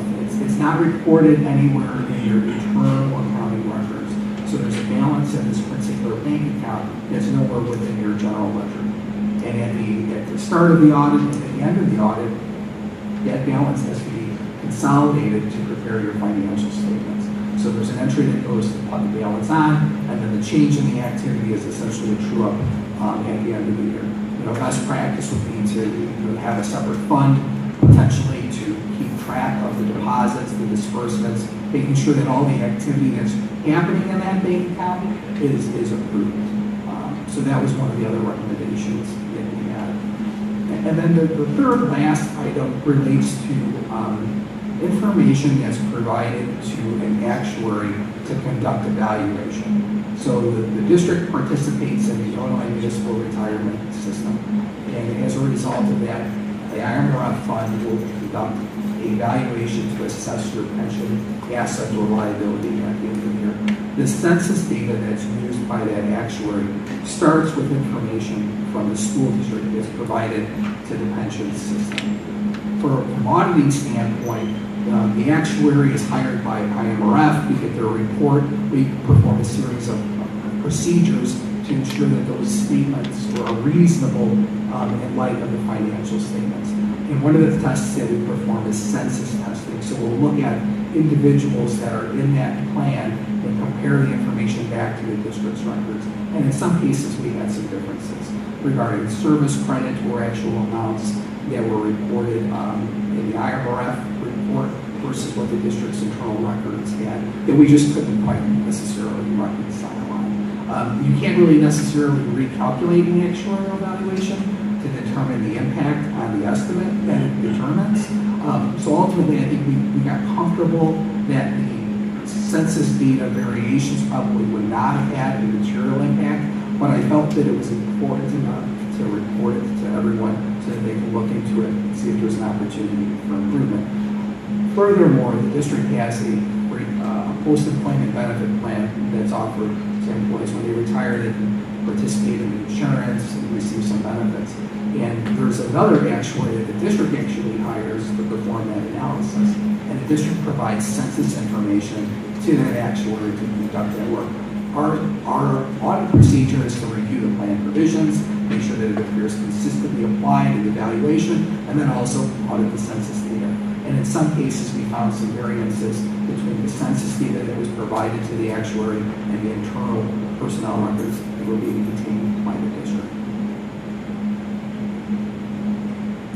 One of the other things that's required to be reported during the course of the audit is if we identified material non-compliance with laws or regulations that can have an impact on the amounts presented in the financial statements. We did not identify any instances in that regard. We didn't necessarily have any difficulties in performing the audit. I know that we're definitely late compared to what a typical audit cycle would be, but we didn't necessarily have any disagreements with management regarding accounting estimates, applications of accounting standards, the amounts that were represented in the financial statements. And that really kind of concludes my presentation, and I would be more than happy to take questions from the board, or if I need to advance back to a different slide, whatever I can do to help. I think it would be really beneficial if you could explain very clearly the $500,000 adjustment, because I don't want people to think. Sure. I just want people to understand clearly the community. Yeah, no, absolutely. I think it's important to understand. So your school district maintains your accounting records for the most part, what you would call the cash basis of accounting. So you recognize a revenue when a receipt is deposited, you recognize an expense when you cut a check in the accounting system. Very simple, right? But then external reporting gives consideration to all these accounting standard rules. And one of them is, accruals, modified accrual adjustments. So like there's money that might be owed to the school district at the end of the year. That will be something that will be looked back, or you might owe an expense to somebody. Or in some cases, a school district might write a check and hold on to it before the end of the year because they want to pay it to somebody in July or August. But that's a cash disbursement in your records. And then you're also recognizing an expense, but under accounting standards would say, well, yeah, you have a liability and the expense is right, but you didn't give the cash out, so you got to put the cash back on the books. So sometimes what can happen during the course of an audit is you can have an adjustment to increase accounts payable and increase cash because some checks were issued and held or something like that. It was not part of your 2021 audit, it was not part of your 2020 audit, it wasn't part of any of those audits. What I can tell you is that there was an adjustment that was being recorded during the course of the audit that was increasing your cash by $500,000 in the transportation fund and your fund balances by $500,000. And there was absolutely no support for that valuation of cash by your bank statements, by the amounts held at the treasurer's office, none of those things. So, I don't really want to draw and speculate to any conclusions as to what caused that. All I can tell you is that when we came in to tie up beginning fund balances, we noticed a $500,000 discrepancy. I combed through all the audit adjustments that I found that I reviewed their work papers, and I spoke extensively with the previous audit partner and landed at the conclusion that it was just not supported and it was inaccurate. This is not necessarily an adjustment that was reported internally. This was as part of the audit process to establish your beginning balances. So, ultimately management's responsible for the financial statements themselves. It's not the auditor's responsibility for the financial statements. Our responsibility is to write our opinion on those financial statements. So there was an adjustment that was reported that wasn't necessarily reconciled back to something, but I can't imagine that anybody here felt that that was done inaccurately at the time that it took place. They probably felt that it was accurate. Do we know when? You said, okay, this is the 22. You said it didn't happen in 21. It didn't happen in 22. Do we know when? 2020. I know that it was in 2021, but I did not have access to 2020 work papers or anything like that. You would really honestly probably have to take it up with the previous auditing firm. They would have those records and things of that nature. From what I can tell, it was definitely in 21. Good.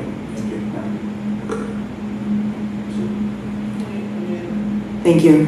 I have two different questions. One about the $500,000. So we can't find it, it's missing, or it never existed? Sure. Great question. Great question. So it's a very good question. And I knew that coming in here explaining this to you, these were the types of questions that I would expect to get quite honestly. So imagine this being a paper transaction, that the district provides the trial balance of all of your accounting records to the auditing firm, and then the auditing firm would have an adjustment to put on the effects of the previous year modified accrual adjustments. How much money was owed to you at the end of last year? How much money did you owe to other entities at the end of the year? And then those entries establish the beginning position, and then they're adjusted for the current year activity. What we found was that there was a $500,000 adjustment to increase cash and increase fund balance at the start of the fiscal year 21 audit. So it wasn't necessarily an adjustment that came out of the audit itself. It was like to establish the starting position, we have to put $500,000 on in cash and $500,000 on in fund balance. So because it was the starting point, it's very possible that it existed in 2020 as well. And it just was never noted. To me, I would think that if you have an additional $500,000 in cash that's not reported to you by the township treasurer's office, that doesn't necessarily agree to other bank accounts that are managed in-house, that wouldn't necessarily add up. So what I would say is that this was, from what I can tell, in my opinion, was a paper transaction that was increasing your cash position and increasing your fund balance. And to see such a round dollar amount, it was, I mean, I searched all over the place. I'm like, well, where am I missing this $500,000? You know, it's so even, literally 500,000, like no cents, nothing. So that's as close as I can probably answer to that. Okay. Well, that is definitely concerning. I mean, 500,000, that's almost another educational epiphany when you get to it. But it leads me to my... Money do you have by club, and then collectively, what is your student activity fund balance? There's a series of bank accounts that are used to track that activity. The balance in the bank accounts when we first came in to perform the audit far exceeded the value of the internal accounting records for the student activity accounts. So there was more money in the bank than what was actually being tracked and accounted for in the student activity fund accounting system that's being used. So we knew that something was wrong, it doesn't make sense, what's going on, and then you go through it by month necessarily, you look at the bank activity, you can see how much is being deposited in the bank, and then there's clearly just a disconnect between what was being reported in the software itself.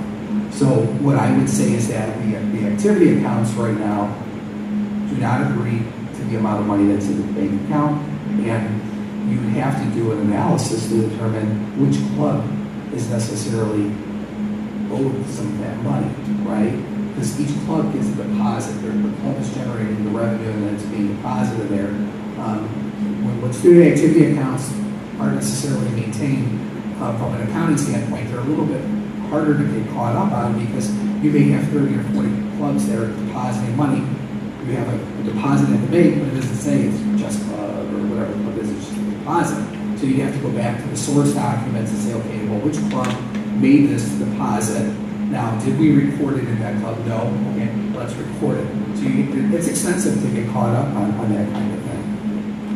What caused, I don't want to say caused a challenge, but the accounting standards changed a couple of years ago that requires these balances in these activity accounts to be presented in your general fund. Previously, they were kind of a separate fund that was reported in your financial statements, and really the only thing that was audited by the auditor was the ending balance of those club accounts. With the change of this particular accounting standard, I'm going to refer to as ASB 84 fiduciary funds, the income statement of these particular student activity accounts is now represented in your net fund. It's a consolidating entry. It's required to be reported there under reporting standards, and the state board has adopted that as well. So now the income of those accounts is really important to your financial statements because it has to be presented in there. So when we saw this disconnect between the bank statement ending balance, the club's carrying balance, and the accounting records, we started kind of taking a step further in, seeing where the disconnect was, and really quite honestly, it was pretty obvious that the deposits just had not been kept up with for the most part. Okay, so that's one, to me, that sounds like a very big deficiency. And we just got this report tonight. None of us have had a chance to really read it. But just quickly, what are a few, like, do you have like a top 3 things that we really need to improve upon? You showed it on, well, those, you showed it on the slide, right? Yeah. Okay. So yeah, I would say that. Thank you, Lisa. Material cash basis adjustments you don't want to necessarily see when you're coming in to do the audit. Now, because we're performing an audit and you've also engaged us to do modified accrual adjustments, there are going to be adjustments to your records at the end of the year, no matter what. But in my opinion, cash basis activity shouldn't necessarily have errors in it. So like where revenue is recorded, where funding goes into, things like that can be corrected easily. Not most business offices employ somebody that stays current with all of the accounting standards and is familiar with disclosures and all of that. So it's very common in Illinois for the external auditor to come in and perform that as a service while conducting the audit. So modified accrual adjustments, I think we're all kind of like, Yeah, we know they're not gonna do it, they're gonna hire us, and we're gonna talk through those adjustments so that everybody understands their conversations, the drafts and things like that.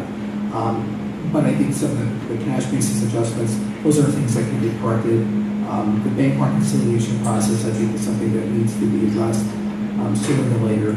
And then, the actuarial census data, that could be an exercise of just taking an inventory of the personnel records, the financial data, and seeing where there's challenges that can be corrected. I have a question. Are you able to perform, in conjunction with this audit, and maybe add 19 and 2020 into it? To try to find what's going on with the. Would they have $1 million transportation fund? Yeah, I would probably encourage the finance department to talk more with the previous firm to see if they can isolate that particular transaction when it started and maybe what the work papers supported. I don't necessarily think you want to hire us to review previously issued audit financial statements. It would be cost prohibitive. But I would probably start there. Dr. Henderson, who was the business manager at the time of the last audit we had, Dr. Henderson? Last audit? Yes. Last year, 21. Wasn't that Mr. Yeah. He was here. No, he Which was fund before this? Who was that? I'm sorry, Mr. Anderson. Are you asking? Oh, the business manager, I'm sorry, that was Mr. Moody. Mr. Moody. And who was prior to Mr. Moody? Well, this is an issue. Mr. Paul Stark King. Yeah, this is an issue we inherited. Excuse me? This is an issue that we inherited. Okay, so if my mind serves me correctly, there was an audit during the time that Paul Stark King was here, is that correct? That's correct. Okay. And I think I have that book at home. So we should be able to look in that auditor's book in reference to this amounts of money that you're speaking of, is that correct? In reference to transportation? The numbers will be presented, but the underlying adjustments to those numbers, you wouldn't necessarily be able to see off of the face of the financial statements. You could potentially do some procedures to look back at your internal records and try to reconcile things, but off the face of the financial statements, you wouldn't necessarily know. You'd have to do a little bit more analysis. It could be potentially done. Right. So I'm just trying to hear, I'm just trying to understand where it happened at. Okay, thanks. Oh, Ms. Kelly. What is the specific recommendation to manage student activity accounts all year so that we can ensure proper financial reconciliation? Sure. So that's a very good question, and I'll try to summarize it easily.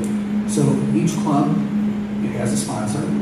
That sponsor is responsible for viewing the balances in those club accounts, my opinion, on some frequency level, monthly, quarterly, whatever you determine. But at some point, the sponsor of that club who's assigned to it should have access to the accounting record for the activity in that club and be verified that what is in there is complete, and if not, raising a flag to an appropriate person so that it can be investigated further. So on a monthly or quarterly basis, the person who's responsible for that account should be monitoring it.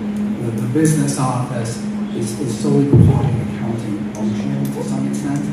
It could be sometimes a little bit decentralized at times.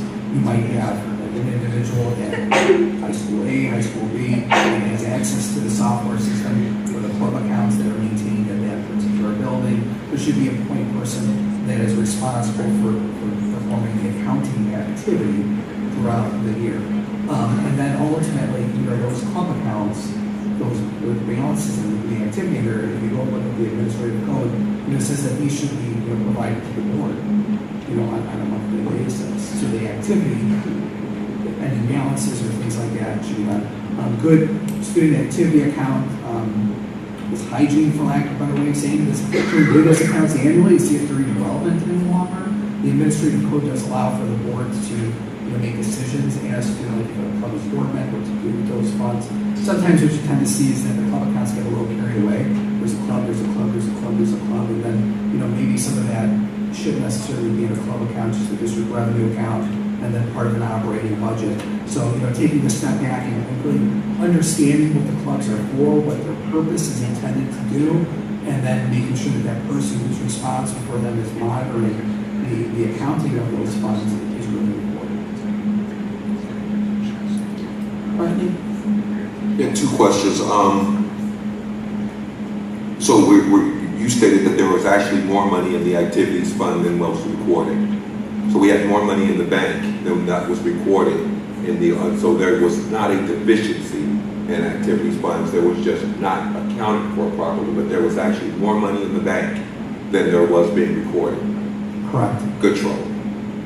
Secondly, and I mentioned this to the board last year as it related to activities, athletics and things, but possibly moving forward, the training that needs to be accompanied with the stipends on these clubs so that if they're going to be doing procurements and making deposits, they are aware of the process and we can streamline that so that there's this accountability and take care of that.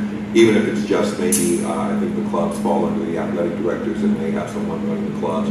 That one person monitoring whenever there's expenditures and things, so that then that's not an issue.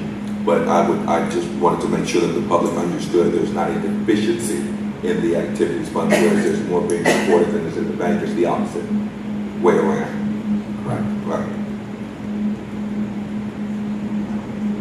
What is the financial implication of the IMRF fund when the service credit doesn't match what's reported to the pension fund? Well, there can be an inaccuracy during the calculation of the actuarial evaluation to determine the liability or the plan asset. There could be ramifications for the individual regarding their pensionable earnings that have been reported. When you get into the pension world, there are certain things that somebody can do and get paid for that may not be reportable to the pension system because of the particular duty that they're performing may not be necessarily reportable. I don't want to choose to speculate specifically why or what could happen to an individual. My task was solely, this is the report, it has this person's name, this demographic data, this earnings, what are your internal accounting records, personnel records show, and there were differences. And then we couldn't reconcile it. We couldn't get to a point where somebody would say, oh yeah, well that's it. Here's this reason why this is different. Or yeah, this is why this particular matter was off. And, logical explanation that could be validated through an audit procedure. Mr. Moody, is this the bank reconciliation procedure? How many times have we been doing that? I think it's been about 4 years. This is not new. This was one of the sightings when I first got here.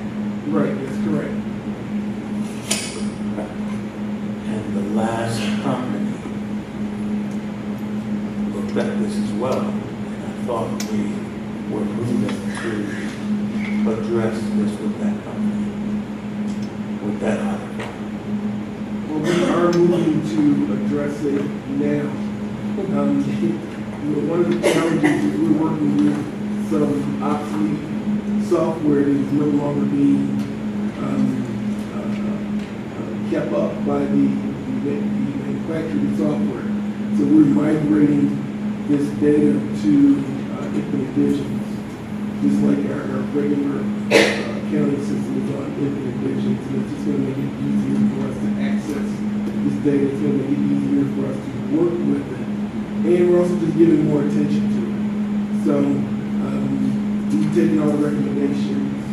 We put action plans in place. We expect to have all of this remediated before our next audit. So So let me ask you a question in reference to, let's use activity funds, student activity funds, for instance. There was a time that if you were a coach or you were over a club, let's say you had a candy sale, and that candy sale was from this date to this date, and then it was over. Do you guys have anything like that? And then you actually go to the business office, and any funds that you've raised, you turn that over to the business office give the sponsor a receipt. Is that not happening? Because I hear you say that you have a surplus of money in the bank, but you just don't know. So everything that you mentioned is happening. The piece that we're missing is that we go back and look at the bank activity and make sure all of the money that was deposited gets posted to the individual student activity accounts. And it's something that, for many years now, we just haven't been able to keep up with that. You haven't been able to keep up with the student activity funds? With that one particular aspect of it. So everything that you mentioned is happening. People are asking for authorization to conduct a fundraiser that's being routed and approved. They're starting their fundraisers. They're collecting the money. They're bringing the money to the business office. They're getting a receipt. That money is being deposited in the bank. But there's one last piece, which is to take that bank activity and then to post it into the student activity account. So post it into the cheerleader fund, post it into basketball, post it in. I see. So you guys are lacking there. We're a little behind. Sound like you're a lot behind, but okay. All right. Any other questions? One brief follow-up. So I guess the problem I'm having with the $500,000 is like, let's say tomorrow morning I'm walking the dog and my neighbor says, "Hey, what's up with the $500,000 thing?" I have no idea how to explain it, and I don't. Is there? I mean, our audit says in all material respects, right? Our audit is a good audit, right? But somehow within that good audit, there's $500,000 missing, $500,000 that never existed in the first place. I don't know how to explain it to my neighbor, and maybe there's not an answer tonight. I don't know. The best thing that I can give you is from what I saw with my own eyes and the work that I performed to get comfortable with the restatement adjustment, which was that there was an entry as part of the starting point for establishing the beginning balances in the transportation fund that grossed up cash, $500,000, and grossed up fund balance, $500,000. And I was not able to get any kind of tie-up for that number back to the schedule. And knowing if I had put that same starting point on for $500,000, at the end of the 22 audit, your cash in the transportation fund would have been $500,000 too much, would not have agreed to the amount that I confirmed with your township school treasurer, that was not represented or part of a balance in your self-insurance fund or student activity account. So I had kind of a universe of your cash and investments. How much was held with the treasurer's office? How much did you have with your bank statements that I could see and validate and look at in future years? And long and short of it is that $500,000 was not part of that equation. So this was something that was literally posted to establish the starting point in the fiscal year 21 audit. So it was part of the beginning fund balance adjustment. It wasn't necessarily an income statement adjustment, like there's a receivable for $500,000 and then fund balance. It was cash fund balance. When you see something like that, in most cases it can be, in my world, some held checks that maybe were out there at some point.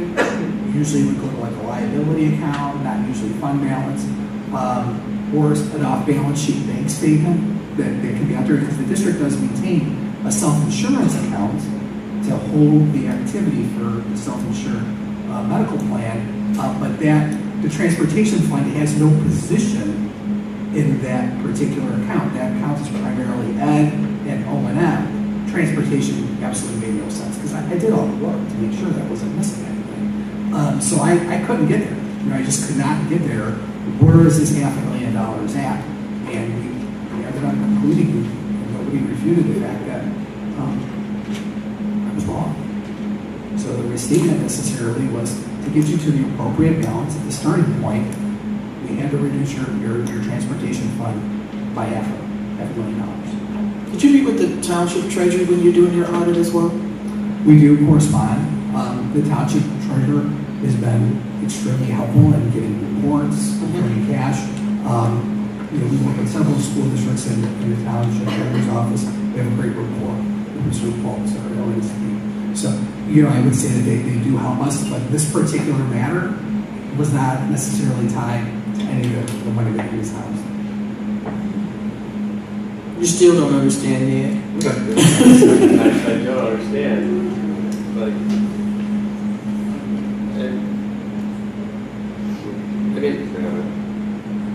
I guess does this,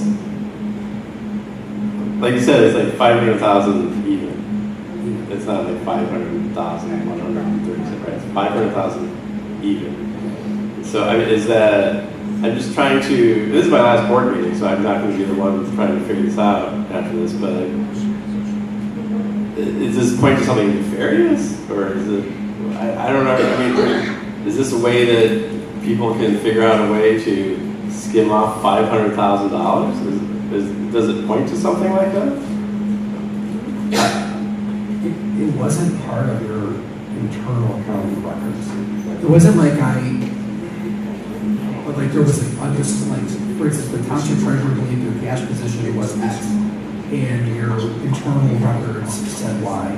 So there wasn't a discrepancy between what the township had, managed for your cash and investments and the balance that was reported in your accounting records. So imagine that you take the accounting records and then you have all these adjustments to make the external financial statements. And one of those adjustments was to gross up cash $500,000 and increase fund balance by $500,000. Not an internal accounting record transaction that we disputed and we didn't need to be accurate. Literally part of the year-end financial statement preparation, an adjustment to change your cash position to increase it and your fund balance by $500,000 was done. And that we couldn't necessarily understand what that was when we were tying out your beginning balances. Conducted our due diligence to understand what maybe we were not understanding, and came to the conclusion that there really wasn't anything to support it, and that the restatement was something that was necessary to get you to the appropriate starting point to represent your financial statements fairly.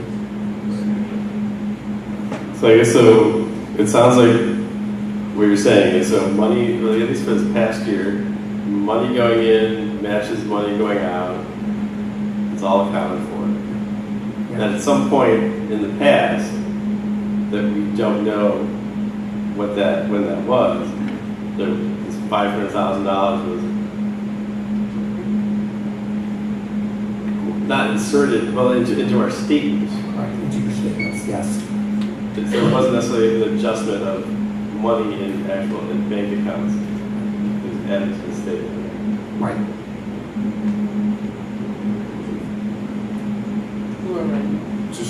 Does this sort of thing happen?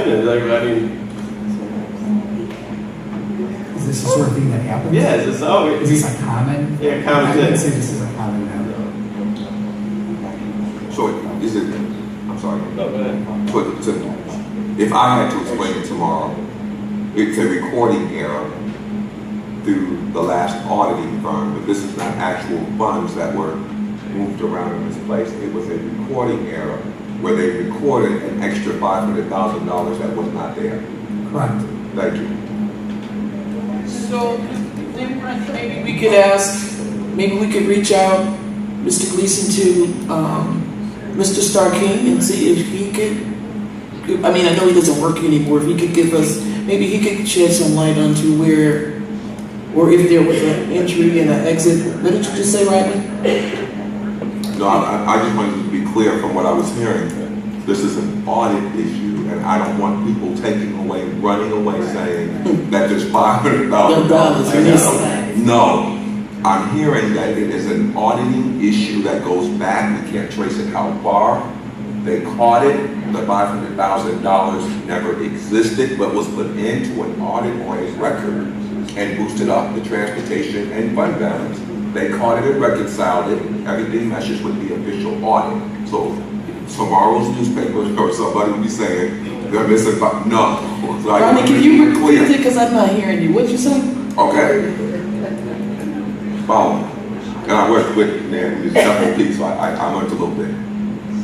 In the last audit, somehow was reported a $500,000 balance in transportation, which boosted that up and boosted up our fund balance. There was never a $500,000.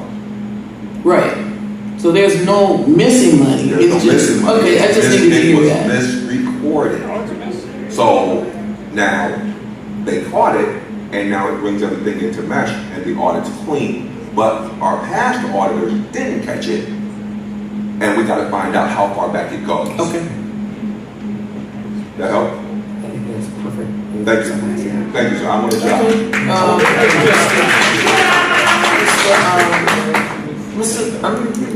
Any other questions? Dr. Rodriguez? Dr. Henderson, my apologies. It's late. It's really late. I'm sorry. It's all right. It's perfectly all right. Dr. Rush. All right, Mr. Moody, finish that up. I apologize, Dr. Henderson. No problem. Good seeing you. Moody, you can close out.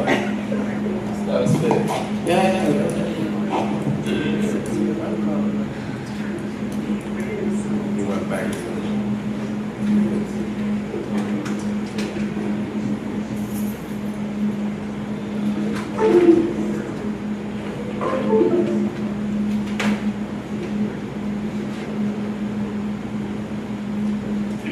So,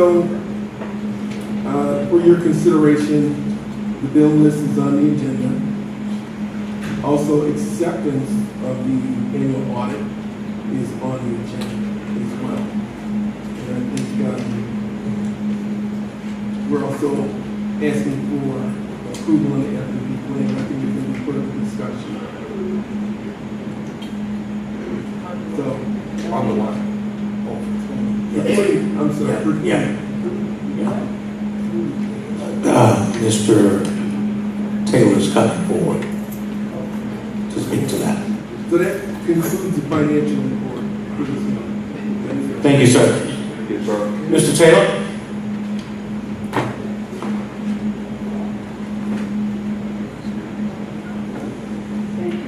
Good evening, Board of Education, Superintendent, colleagues, community. This evening we have two reports for you and one action item for your consideration. At this time, we'd like to get started with purpose of will with the project review.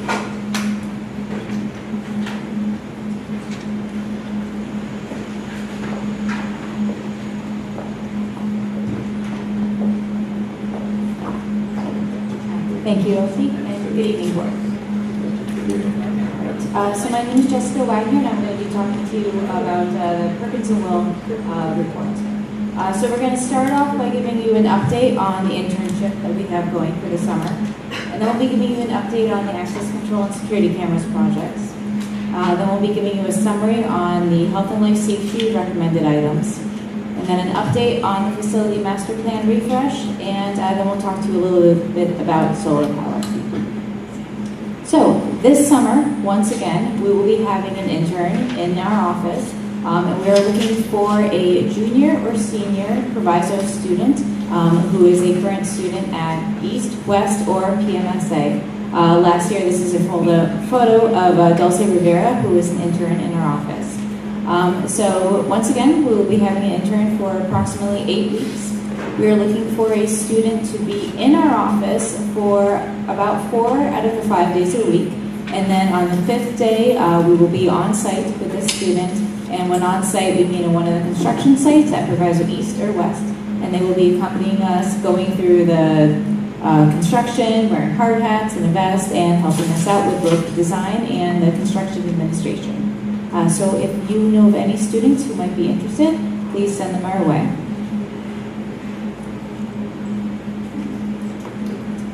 So now I'm going to talk to you about the security projects, access controls, and the cameras. So where we are right now with the access control phase 2, those documents have been issued for bid to Gilbane. Those documents are currently on the streets, and prospective bidders are looking at those. And then to give you an idea of what we will be doing in this second phase of access control and what we did in the first phase, you see there's a little chart on the right. There were 17 openings in phase 1 at East, 39 will be worked on in phase 2 at West, 15 in phase 2, 42 at West, and at PMSA, 63 were worked on in phase 1, and then all of those were completed in phase 1, so there are none left to work on for exterior openings in phase 2. Security camera upgrades, we are currently in the design process. We anticipate a walk with the district in the next week or so, and following that, about 6 weeks after that, we'll be able to turn the documents over to Gilbane for bidding. And in that project, there will be about 950 cameras plus or minus that will be installed. Any questions on any of those? All right, thank you very much. Good evening, board. Good evening. At the last board meeting, there was a request to dive into a little bit more detail on the recommended items that were remaining on your 10-year health and life safety survey. So again, just to refresh your memory on what a recommended item is, again, these are items that the district is not required to complete. These were items that when the previous architect did their survey, that they identified for consideration for completion by the district. Examples of these are repair of sidewalks, accessibility, energy conservation, security, parking lots, that sort of thing. So things that do not pose any direct urgent or required item needing remediation by the district. So I'll go through East and West. There are no recommended items remaining for the HLS report for PMSA. The only item that was on there was the parking lot reconstruction that was completed a couple of years ago. So at that point, those recommended items will be completed. For West, as you can see here on the left pie chart, the majority of the items on the report are accessibility items. These largely have to do with kind of the subset broken down on the right here with doors, toilet rooms, and handrails that make up the majority of those items.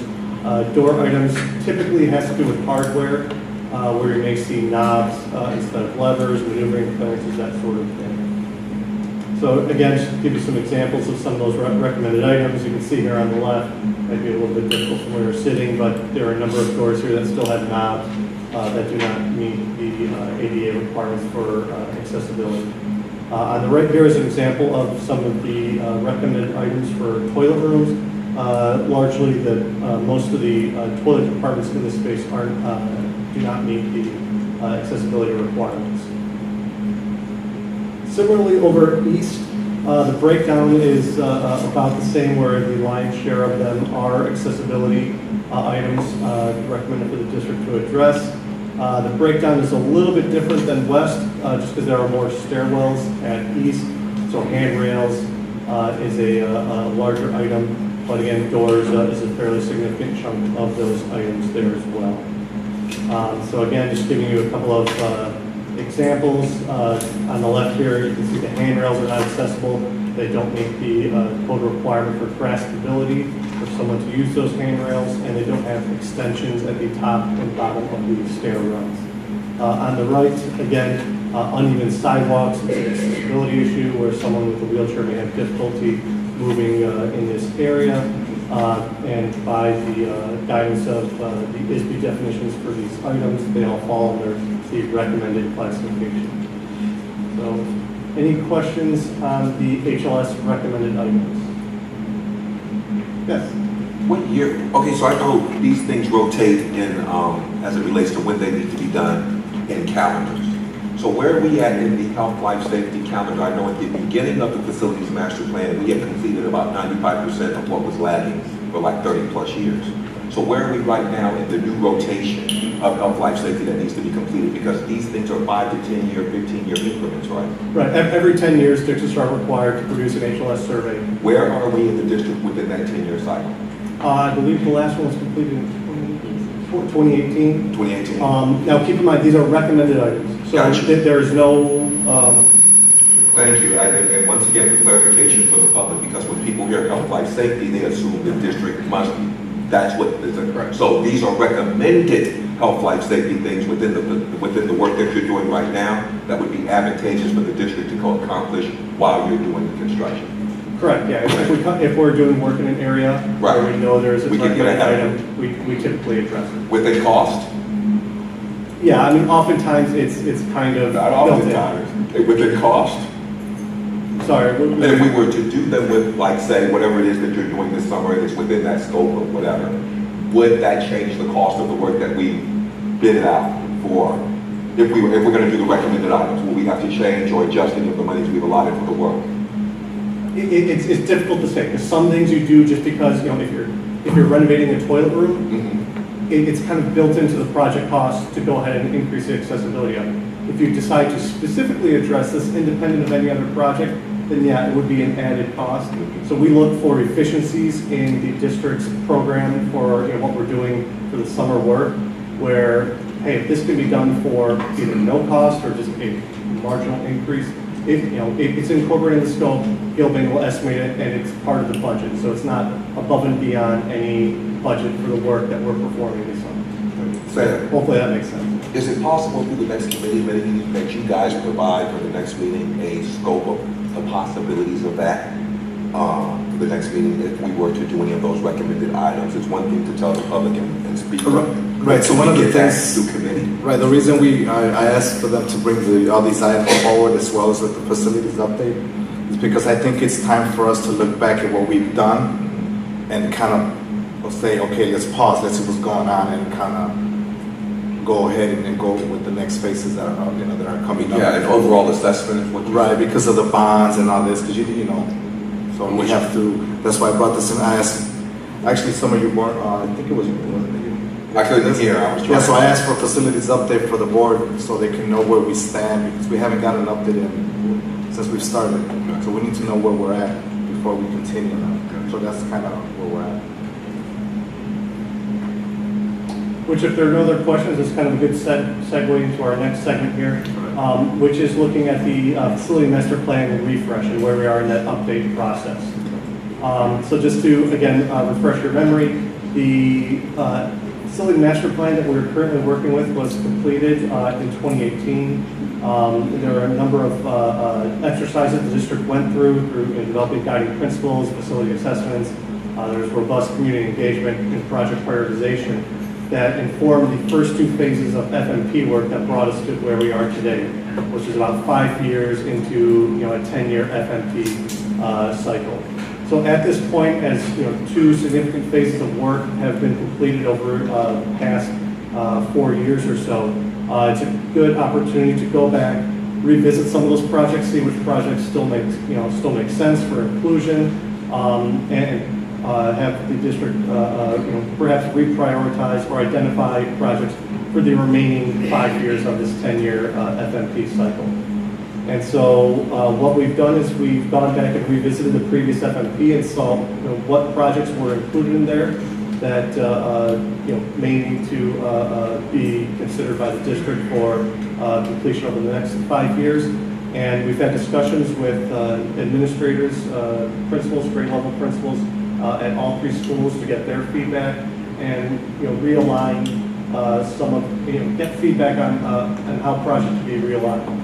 So what we're going to be presenting here are projects for consideration. No final prioritization has taken place at this point. And that's where kind of this slide comes into play here, is that for each of these schools, there is a large chunk of projects that the district can consider that, can total, vary, however you put them together can total, whatever amount you would like. And so what we're going to present here are just some of the projects that we've heard strong feedback for consideration. And probably about half the projects were still in scope development, talking with the district and Bill Bain to get budget estimates to them. So I'm just going to kind of run through them quickly here, and if you have any questions, please do not hesitate to ask. So at Proviso East, through our process with the FMP refresh, one of the key projects that was mentioned quite a bit was the idea of renovating, either demolishing the existing field house or building a major addition onto it with major renovations. This is a project included in the original FMP plan for a subsequent phase of work. So this was something that we heard a lot about, that would enable the school to achieve a lot of their goals. A couple other key items here that we've discussed before. The toilet room and plumbing is an item that you'll see for both Proviso East and West. If you recall, about a year and a half ago, there was a lot of talk about replacing the galvanized piping and renovating the toilet rooms. So that was an item included here for district consideration. Additional project, secure entry, just renovating the existing entry to support current security procedures. Some other projects continuing, possible elevator replacement, replacing the existing freight elevator in the existing shaft and then providing a new passenger elevator in a new shaft to increase the accessibility of the school. The next project that exists at all three schools is security cameras. This is currently in design, as Jessica mentioned just a few moments ago. This is something that, once documents are issued to Bill Bain and bids obtained, the district will have the opportunity to decide on accepting that project, accepting the bid and proceeding with that project. The other item that is currently in process is the phase 2 of the access control. This is actually currently out to bid, so the design has been completed on this, and the district will have the opportunity to consider this project when bids are received and presented by Bill Bain. Just to see, kind of the full breadth of all projects that are available for district consideration. I'm not going to go through every one of these here, but I'll let you kind of glance at them for a second. The projects in this list are currently undergoing additional scope development, budget estimation, and then district prioritization. So continuing to West, again, I'll just highlight a couple of items that we received a lot of feedback on from administrators. One was continuing the CTE wing expansion. This is something identified in the original master plan as being a high priority, is expanding the CTE program. We've already completed the advanced manufacturing portion of that CTE wing, and so this would be a continuation of that effort. Coming down here, some stadium renovations were included. The idea of providing artificial field turf on par with what was provided at Proviso East, as well as accessibility enhancements with the reconstruction of the home grandstand and concession building. Toilet rooms and plumbing, again replacing aging galvanized pipe and renovating toilet rooms. Similar again to East, secure entry and welcoming center, just to support the security staff at Proviso West. Academic wing roofs were identified as an item that the district may want to consider for inclusion in the next phases of FMP work. Kind of in alignment with the CTE wing, there is a possibility for the district to consider an independent welding lab. That would be a renovation of an existing classroom in the CTE wing adjacent to the advanced manufacturing lab. Security cameras and access control, again, I won't rehash kind of what I mentioned. This is the same across the district for those two items. Fire water main replacement is an item that LT can probably talk to you a little bit more about. There's an aging fire protection water main at West that continues to need repair, and so this would represent a complete replacement of that main, and then a reconstruction of the existing south parking lot. Again, like East, there's myriad projects for the district to consider, and once the refresh effort is completed, the scope for these projects here will be further developed and a budget estimate provided for these items. Lastly, PMSA. One item that was identified very strongly by the district administrators was the idea of providing a wellness or physical education center for PMSA. For familiar with PMSA's gym curriculum, it's kind of taking place on the second floor where there's some walls that were demolished and we have to contend with columns and stuff like that. So this would be an addition onto the facility that would provide them a right-sized physical education facility, so weight training, walking, running track, locker rooms, toilet rooms, multi-purpose room, that sort of thing. That project was also identified in the original FMP, as was the possibility of doing a performing arts addition at PMSA. A corresponding project to this is that if the PE facilities are moved out of PMSA, it provides the opportunity to renovate the existing space into approximately 10 appropriately sized classrooms, increasing the classroom space. Secure entry, again, common for all three schools. HVAC controls has been an item that was considered in the early parts of the last phases and was deferred. This is something that I know LT can talk quite a bit more about the reduction in controllability of the HVAC system at PMSA. Some other items to note here: security cameras, access control, again, pretty consistent across all three schools. Access control phase 2 at PMSA is pretty minimal because most of that's completed in phase 1. And lastly, there was the idea of creating a robotics lab at PMSA. The robotics program is very, very popular, and this would give PMSA something on par with what you see for like the culinary program or the audit program at East or the advanced manufacturing facility at West, giving them something unique at PMSA. Similarly, again, additional projects for consideration here. So that's the kind of the quick overview. Is there any questions about any items we covered here or the process that we're going up for? So I just got a comment. Let me make this comment rather before you speak. So most of this this work is directly linked, and Dr. Henderson, correct me if I'm wrong. If you looked at the first page, what did it say? 71 million. So you guys, it's 71 million, right? That's directly linked to the issue we had this morning, or I mean this morning, early in the meeting, sorry, with the bonds. I counted far more just at East. I'm sorry? I counted far more just at East. That's including the 7, okay. No, right, so the 71 million is directly linked to the issue with the bonds. So one of the things that I wanted Representative Will to bring this up is because this is the second half of the 10-year facilities master plan that we had, which I think should really be brought back into the community and ask them, as we did in the first round, or the first 5 years, do you want this work? Well, no, I think if it's, and I see what you're saying, Sam, but I think if it's already been presented to the community and we're on schedule, we could go through that process. What we need to deal with the community is the manner in which we fund it. I think we stayed the course. Yeah, I think we stayed the course with the work because we presented that and nothing's changed. But the funding issue really needs to be explained in detail, which is what we're doing in Minus the Hiccup. I just want to make sure that as we're doing this with your committee, because this work is done in committee, that it's being made clear. And I like the not funded, but there was something in here that was not funded, and I'm trying to find it. And you said it's gone to scope and bid. It was for $900,000. What was that? So access control phase 2. Okay. That is out for bid as we speak. Is it on one of the not funded pages? And the not funded piece means that the board has not approved it. Okay. So you have to approve it in order Gotcha. for the funds. Okay. Thank you. Okay, I'm just checking because everything says not funded. You said it's gone to bid. Right, so even though there's, I kind of agree with you, but disagree because I think, and correct me if I'm wrong, Perkins, well, not everything on there is exactly as it was on the first master plan for exactly, the wellness center. The art center was, but I don't remember a wellness center. It was, yeah. It was, unless I So this is exactly, if you were to bring me the document that was presented originally, it should be on that list. That's what you got there. There are changes and there are new items that came into the scope. Right, so that's a notable one is like the plumbing. Okay. Again, that's the pool, right?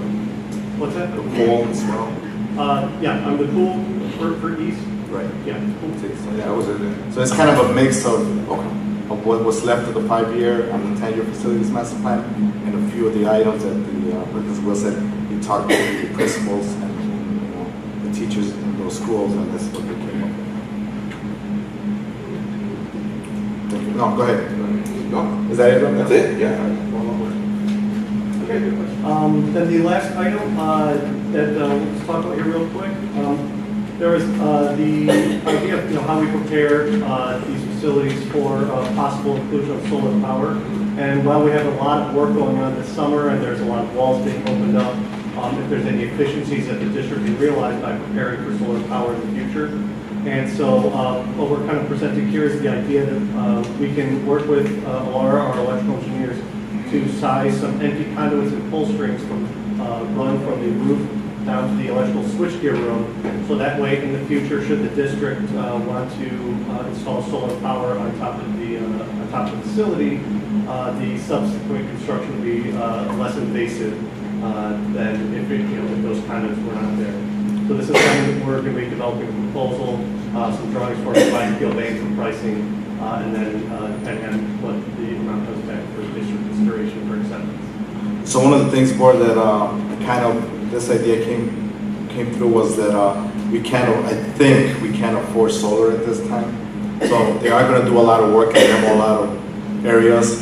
So we thought that maybe that if we would run the infrastructure, the conduit runs when they tear all this stuff apart, and later on when we have the monies to do the racking, which is the majority of the money, the racking is actually the assembly where they put the panels up on the floor, and the wiring that will be already installed, ready to go, and we would just have to kind of gather the money for the solar system.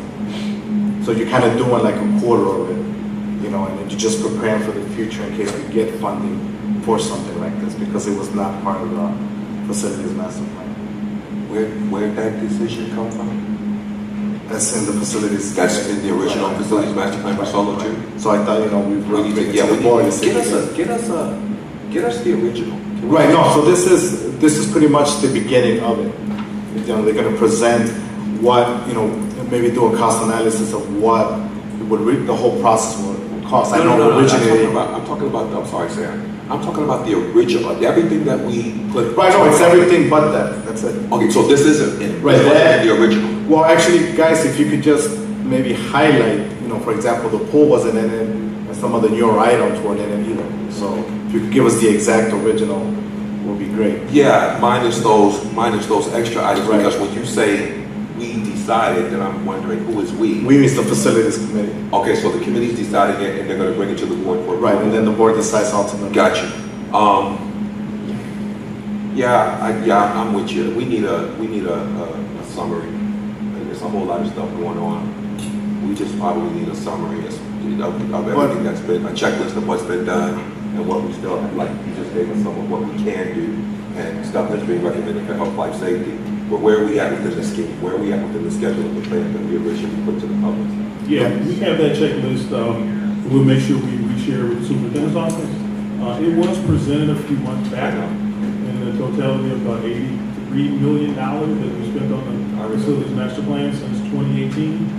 But we'll make sure we reshare it. Purpose and Wheel is working on a flip chart of all of the completed projects. And at the FMP refresh meetings at East, West, and Math and Science Academy, the principals were shown all of the projects that was completed within their buildings, and then they came up with additional projects they would like to see completed over the next 3 to 5 years. And in Gilbane's report, you will see a little bit more renderings and more professional estimating around those projects. Yeah, but I really think that moving forward, the reason we're at the second half is a good time to kind of not pivot, but kind of realize what we've done and kind of reevaluate where we're at. Complete the the necessary health, life, safety items, and anything pending items. For example, the AC is very important. We need our kids to be comfortable while they're studying, while they're doing their work. So that's very important. But once everything's complete there, I think we can take a look back and see, okay, how are we going to do the next phase? Should we continue the next phase? Do we have the money to do the next phase? Because those monies are going to come from some of them from the issuing of bonds. So I think we should really take a look at that. And just one vote, so that's just my opinion. Yeah, for sure. And please understand, this is step 1 of probably 15. So we just want to get the conversation out there, come to an agreement that we're going to move to the next step and move move on with engagement session meetings within the buildings. And I'm sure we're going to share it with the student groups, the athletic directors, the superintendent, the community. That way that collective consensus is understood. Yeah, we're at a good point because right now, I mean, we could technically say, okay, we're good right now. Kids got AC, everything's good. You know, we renovated parking lots and many other things that we have included. So we're in a real good point to say, you know, do we have the money to do the next phase, the next 5 years? So. Any other questions for Perkins and Will? So at this time, I would like to bring up Tom Weeks from Gilbane. Tom will go over most of the same projects, but there will be estimating dollars, CM fees, subtotals, and potential final costs. And those costs are only conceptual. We're still refining the scope. We still need to have at least 5 to 6 more engagement sessions with the building leaders to make sure that we get the scope right so that it can be properly estimated. Tom? Okay, so this is more plausible, possible work. Okay, so if With the exception of access control phase 2. access control phase 2 of the original facilities master plan. Okay, all right. All right, thanks, LT. Good evening, board. Tom Weeks with Gilbane. I'll be giving the update today. First thing I'm going to discuss is the updated punch list items relative to 2021 projects, some degree controls items. The graphics are currently in the commissioning stage, so we're in the process of getting the final commissioning done of the graphics. That report can be issued to the district as well as to the subcontractor to make sure that any issues get remedied. Moving on to Proviso East, with the fencing. We actually had a good session with Abbey Paving as well as Perkins and Will to establish a solution to the grading issue that's being encountered over at the north parking lot. The expectation right now is that when school breaks for the summer, we're going to jump in there, we're going to get all the remedies made on that fencing to adjust the grading issues. The last item on the 2021 items here is the bonding at Proviso East. Abby is in the process right now of developing a proposed solution to address those bonding issues that are being encountered at in 4 locations in the parking lots that were established back in 2021.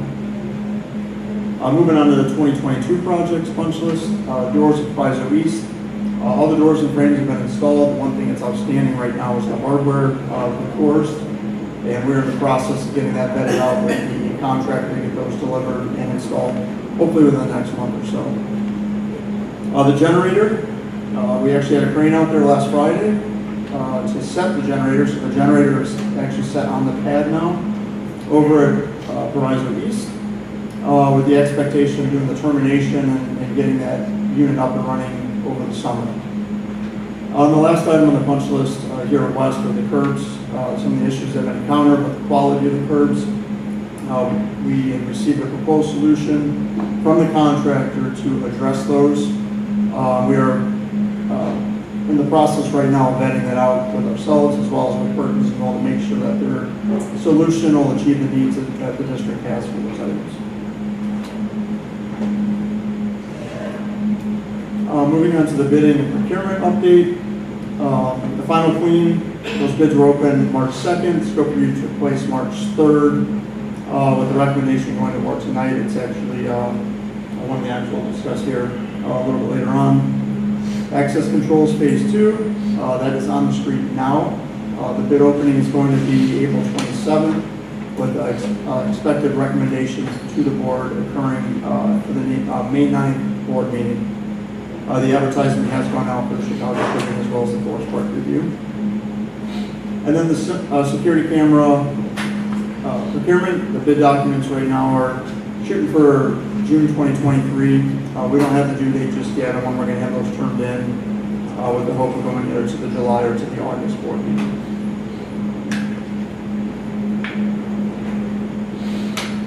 A procurement update on some of the pre-purchased items. 23S here, this is for Proviso West here for the unit ventilators that will be getting installed this summer. We have received confirmation again that those units will be delivered in the middle of June, right after school is out. So we can go ahead and get those installed as soon as July 3rd in the spaces here. And then the last item I wanted to highlight on was the tracking equipment for Proviso East. We had a partial delivery that was received on March 27th. We are currently tracking, working with the manufacturer and the contractor to find out the status of the remaining items. These are a list of some of the items that were delivered back on March 27th. Any questions on the procurement? If not, I'll move on to the student engagement. As you're all aware, we're in the process of bringing on some interns for our fourth year with interns here. It's been a fantastic experience for everybody. We have extended the deadline to April 15th. So we're hoping to get some good applications and videos submitted. We're looking at a career shadow day. Right now it's proposed for April 27th. We're still trying to vet that out with the district here. We're planning to do a safety stand down first week of May, which is an opportunity for us to get in front of some students to discuss construction safety and some of the things that get encountered in safety, so they can understand some of the challenges that we experience on a day-to-day basis. And the last item on here was we took place in the college fair that was held at Proviso East back on March 30th, which was a fantastic event that we were very fortunate to be a part of. All right, moving on now to the estimates that we just highlighted before with some of the items that were identified in the FMP refresh. The first item here, this is for PMSA. You can see we have the secured entry. You're going to see CCTV on here, which is in essence the security cameras. And then again, access controls phase 2. And we're looking at $2.2 million, the budgetary estimate for this work.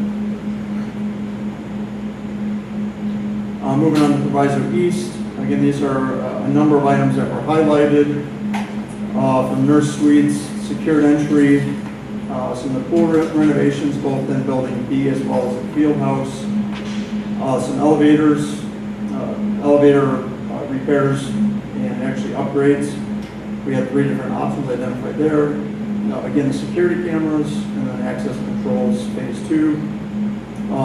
The total cost for all of these items here is around $12.4 million. Moving on to Proviso West, we have the welding lab renovations. We have the CTE wing addition and the CTE wing renovations. We have grandstand renovations, grandstand bathroom renovations, the secured entry, security cameras, and then access controls in phase 2 with a subtotal of $12.8 million. Yeah, question? Yeah, when you say grandstand, you mean the stadium, right? Yes. Okay, when we're talking about bathroom renovations, we're talking about accessible bathrooms. Correct. Yep.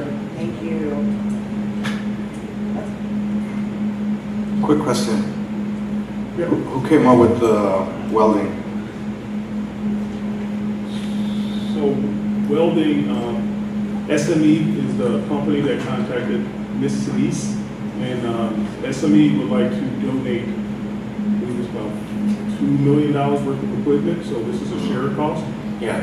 It will be a win-win for Proviso if we can get this construction done, because all of the equipment will be donated through Lincoln Electric and SME. Lincoln, the manufacturer for welding. Correct.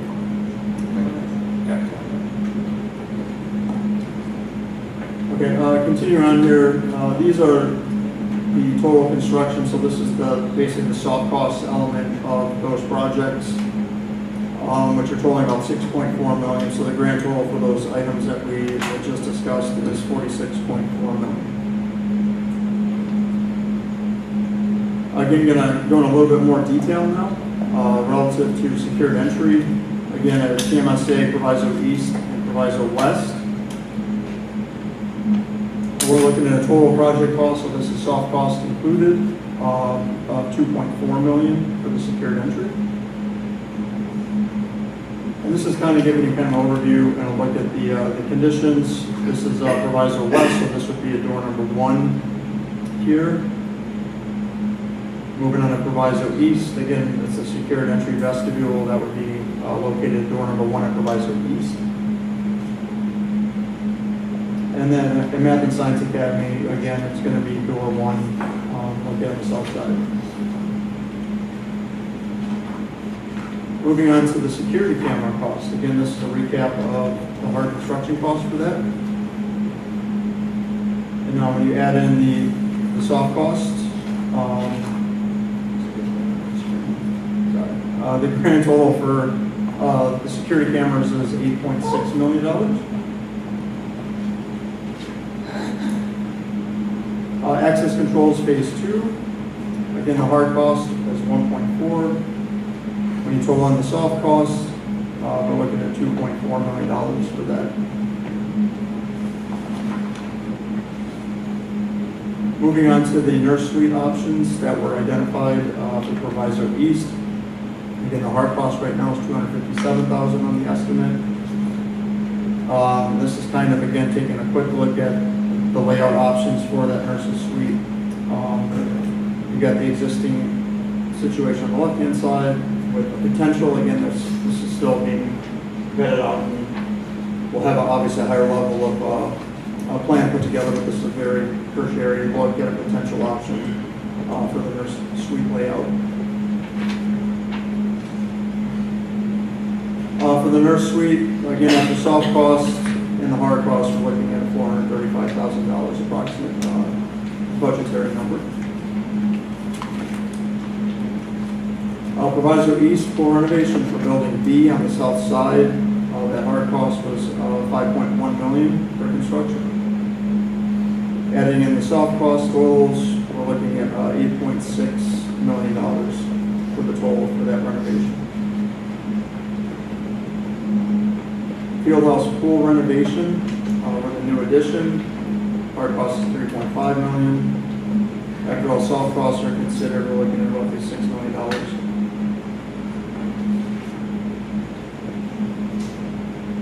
Proviso East elevator renovations. These are the different options that are available. Elevator option 3 is one that's utilized for the sake of this particular estimate. And we're looking at a grand total cost of $1.3 million for that work. Proviso West welding lab renovations. Looking at $514,000 for the work. After all soft costs, we got approximately $869,000 estimated for that work. Proviso West here, the CTE wing addition and CTE wing renovations. A hard construction cost of $8.6 million. Adding in soft costs, we're getting closer to $14.6 million for that work. And this kind of gives you a brief overview of what are being considered for the CTE extension. Yeah, so if we're looking on the right-hand side of this image here, you've got the auto shop. And if you remember, we did the tunnel work this past summer, so basically from the auto shop over to the advanced manufacturing labs, we'd be putting an addition in there for the welding labs and the diesel lab. And then we'd also be doing some modifications over here for the culinary and clothing and clothing. I apologize. Yep, culinary and clothing over on that side. And then the grandstand renovations here at the stadium, hard cost of $557,000. After all soft costs are added in, will be $942,000. And again, this is to give ADA accessibility at the front of the bleachers. I believe currently there's no ramps or anything like that, so there's no ability for anybody wheelchair access to get and have seating on the bleachers. This also includes the renovations of the restrooms.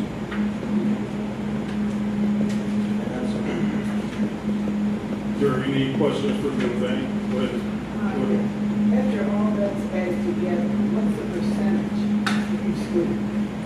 So right now we're on level 1. We have about, in my opinion, 10 or 11 levels to go. So the next step would refine these projects, get a better cost estimate on what each project will cost. Then we will go to the table, put a green dot on project number 1, red dot on project number 2, and then we need a consensus from the superintendent's office of 20% for East, 20% for West, 40% for PMSA, whatever that percentage look like. But I do believe we need to know the dollar amount first before we start chopping it up. Right, because in the last FOIA, we had a budgeted amount. Right. And then we also had percentages of school. Yes, ma'am. East, west, and PMS, that percentage of the money. Correct, because the dollar amount has not been identified, we are just building the ladder, and the next step, for sure, all of those exercises and engagement sessions will occur. So when we know that? The dollar amount? Yeah. Mr. Moody, Superintendent's office can answer that question. No time soon until you all decide whether or not you're going to move forward with those bonds.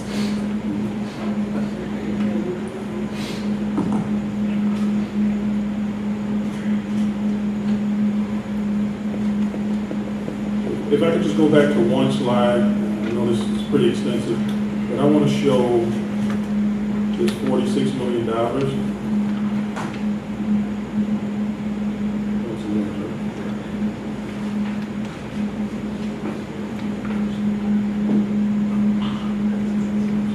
So this $46 million identified projects at East, West, and Math and Science Academy. As an operations group, construction group, we believe that these projects should be heavily considered. Obviously, the superintendent's office and the Board of Education need to make that decision, but we wanted to show you a snapshot of what we believe is the must.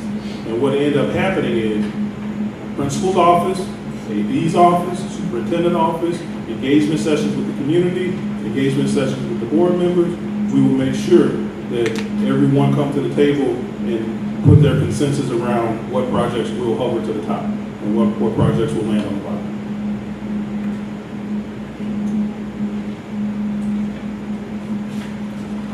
Moving on to the last item of the night, if there's no more questions about the BOE report. I have one quick question. Are we at this phase, Sam, and you can go through committee with this too, BOE is the best to do this work? Are they the best price-wise? Have we scoped other companies for this work, or are we just continuing? Have we done an assessment to see if the company, if BOE is giving us the best price as it relates to the projects moving forward? Because we started how many years ago? 17, 20? We started the work in 2020. This is 2023. So just something to consider. I don't want folks getting comfortable. I want us to look at everything. So maybe through committee, Sam, we can take a look at that, do a scope to see if there's any other companies we might want to take a look at that might be able to get us better prices moving forward. I don't want to just assume that we're going to just keep going. And I'm not, nothing against GoBank. Right. I'm just saying this is a competitive market. We're dealing with a lot of money. I don't want us getting comfortable and just saying, hey, we're just going to continue to ride. Let's take a look. Let's see if there's some other companies out there that are doing better prices or whatever. It can be competitive so we can keep GoBank on their feet. So Rodney, are you asking possibly for a request for RFQ? I'm asking Sam to get it. Yeah, that's where it would go eventually, but Sam could figure that out with LT and yeah, right now, actually, we started something to maybe get us to that point. We started a survey within the team. See how we're working together, you know, the administration, Gilbane, Perkins and Will, and we're working on that. So eventually we'll have internal conversations in regards to that. But we'd love to hear from you. Yeah, definitely. Thank you. The last item on the agenda for operations is an action item. 2023 construction is right around the corner. We did have about 15 maintenance employees sign up to do overtime to help with this work. But school is out on the 14th and construction starts on the 15th. And we need to move every piece of equipment out of those spaces in about 24 to 30 hours. And we do believe we're going to need help coming back in to clean the kitchen at Proviso East, to clean the nurses station, Loyola, and the health-based center at Proviso East, and also the main vestibule area where all of the registrars come in with their students. We want to make sure that we have a good plan of cleaning the spaces and turning them back over to the building principal to ensure that there's no lag in time in getting people in and out of the building. Joy Cleaning Services is the recommended bidder at $42,000. Scrub King was the second bidder at $99,990. The scope review was completed on March 3rd, 2023, and obviously there was no professional estimate because this was a last-minute decision to see if we got enough participation within our buildings, and we wanted to well think it out with the team that we had to make sure that we can get this work done. But in my opinion, it is my recommendation that we hire this company to help us get to that end goal of getting the student cafeteria, the student kitchen, the nurse's suite over Proviso East High School. Any questions? I think that's item 12C, or final cleaning RTA, right? Yes, that's recommendation to the board. It's C, 12C. That's what he's talking about. Yeah, that's what he's talking about. That's that.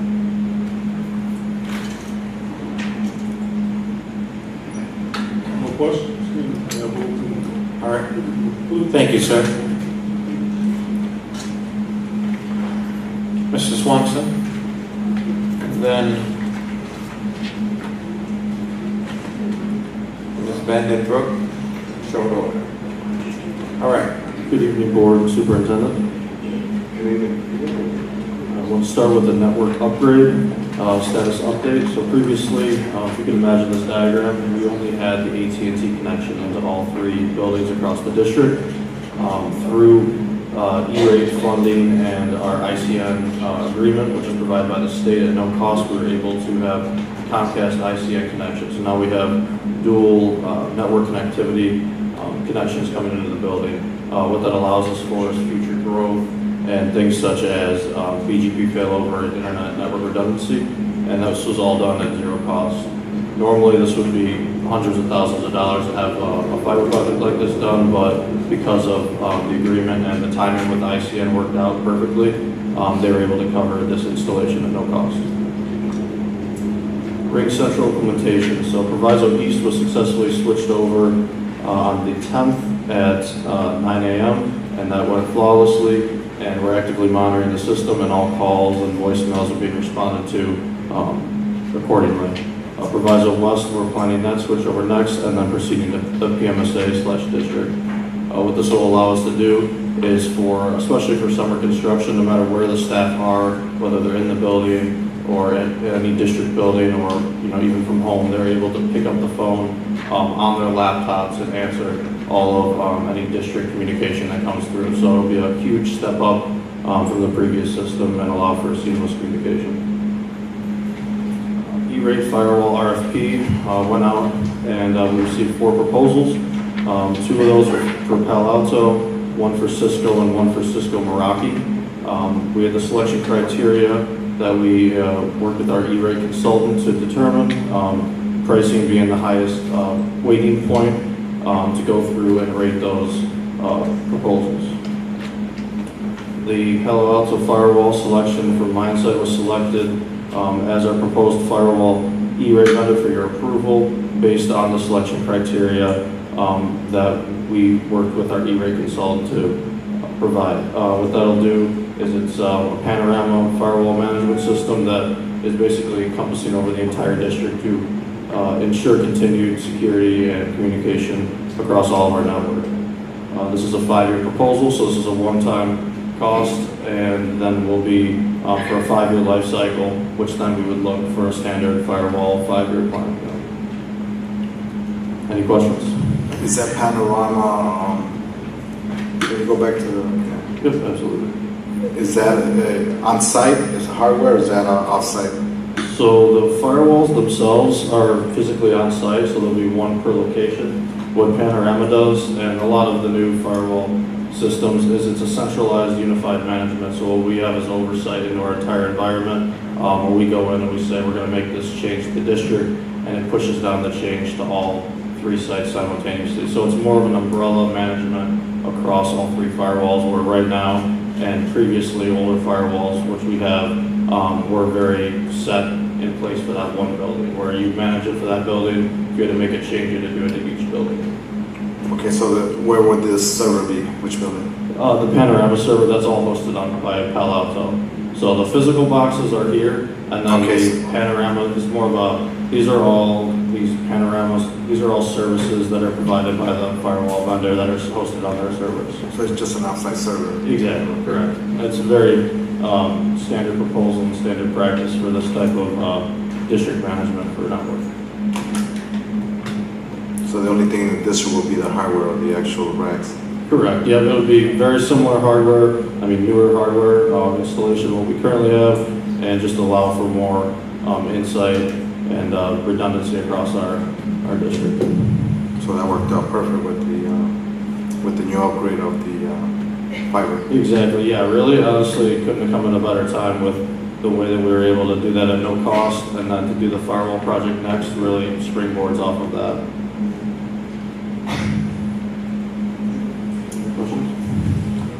Any other questions? So actually, looking at that photo, those 4 servers, we could say costing us $106,000. That hardware there.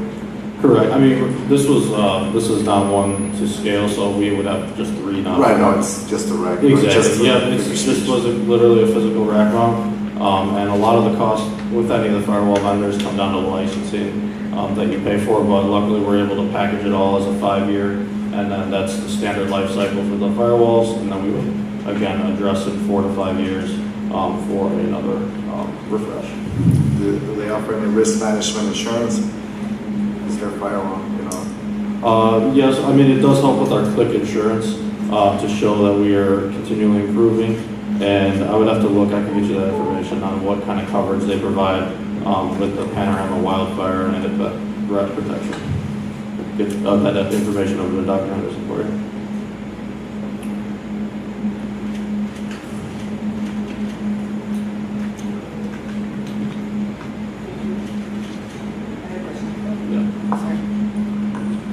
So for the firewall, it said we received 4 proposals. Correct.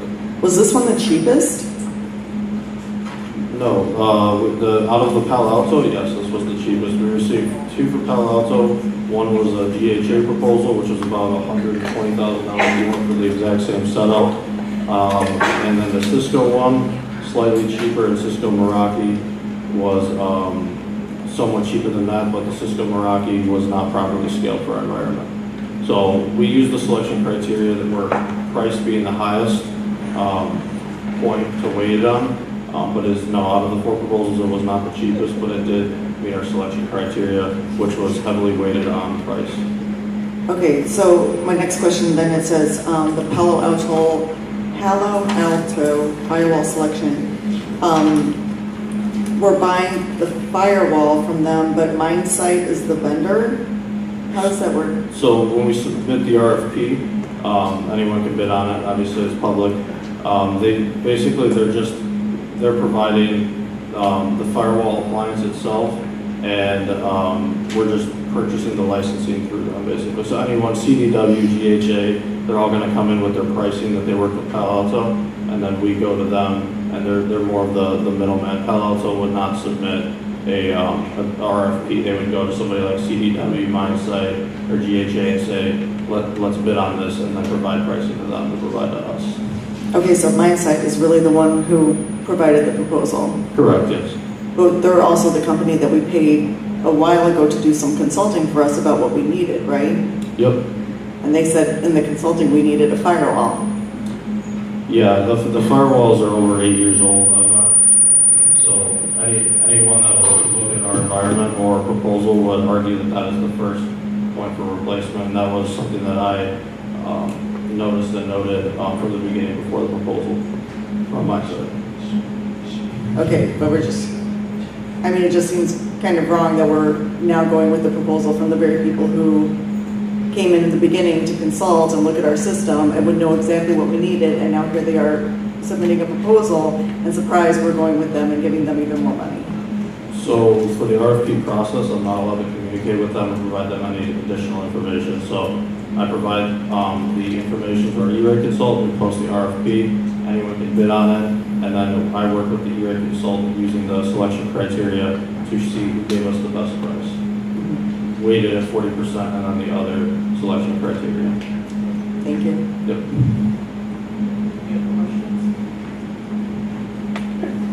Thank you. All right, our last presentation is Ms. Vandenberg.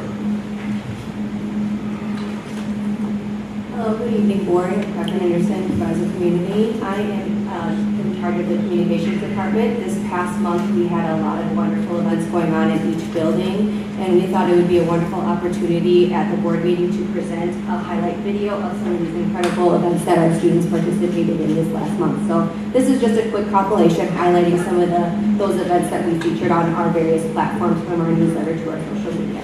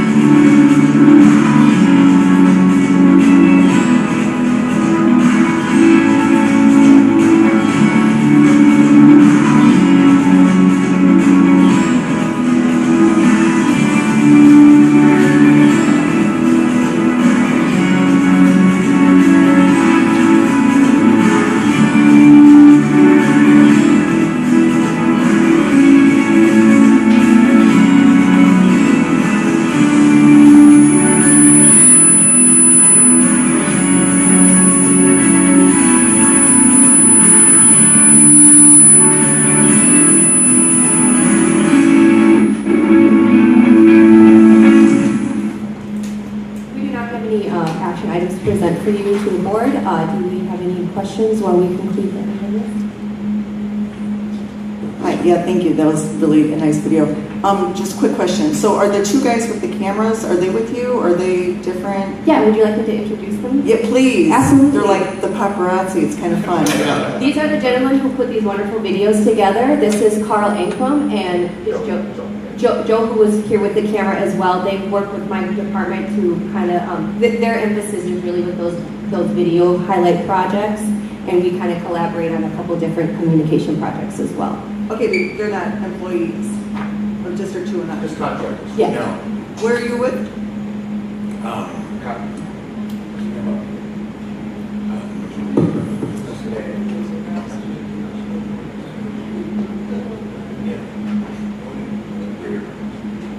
Barrier breakers, contract that you signed back in August or December. Yes. Thank you. Anything else? Any questions? Thank you. That concludes our presentation, Madam President.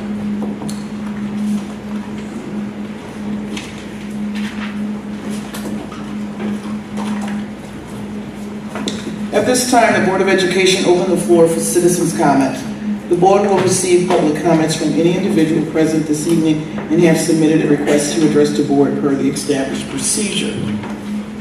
We believe that all participants in the meeting deserves the best outcome for our students, families, and communities. As a reminder, this meeting is being live streamed and will also be archived and available on the district website.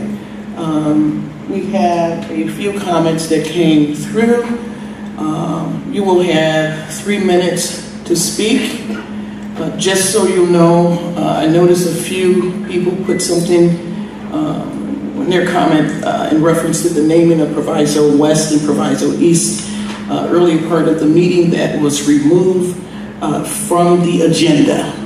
Removed, not table, removed. Just so you know. First person, and I apologize if I mispronounce your name, Jennifer Heisler. And then after her is Michaela Soto.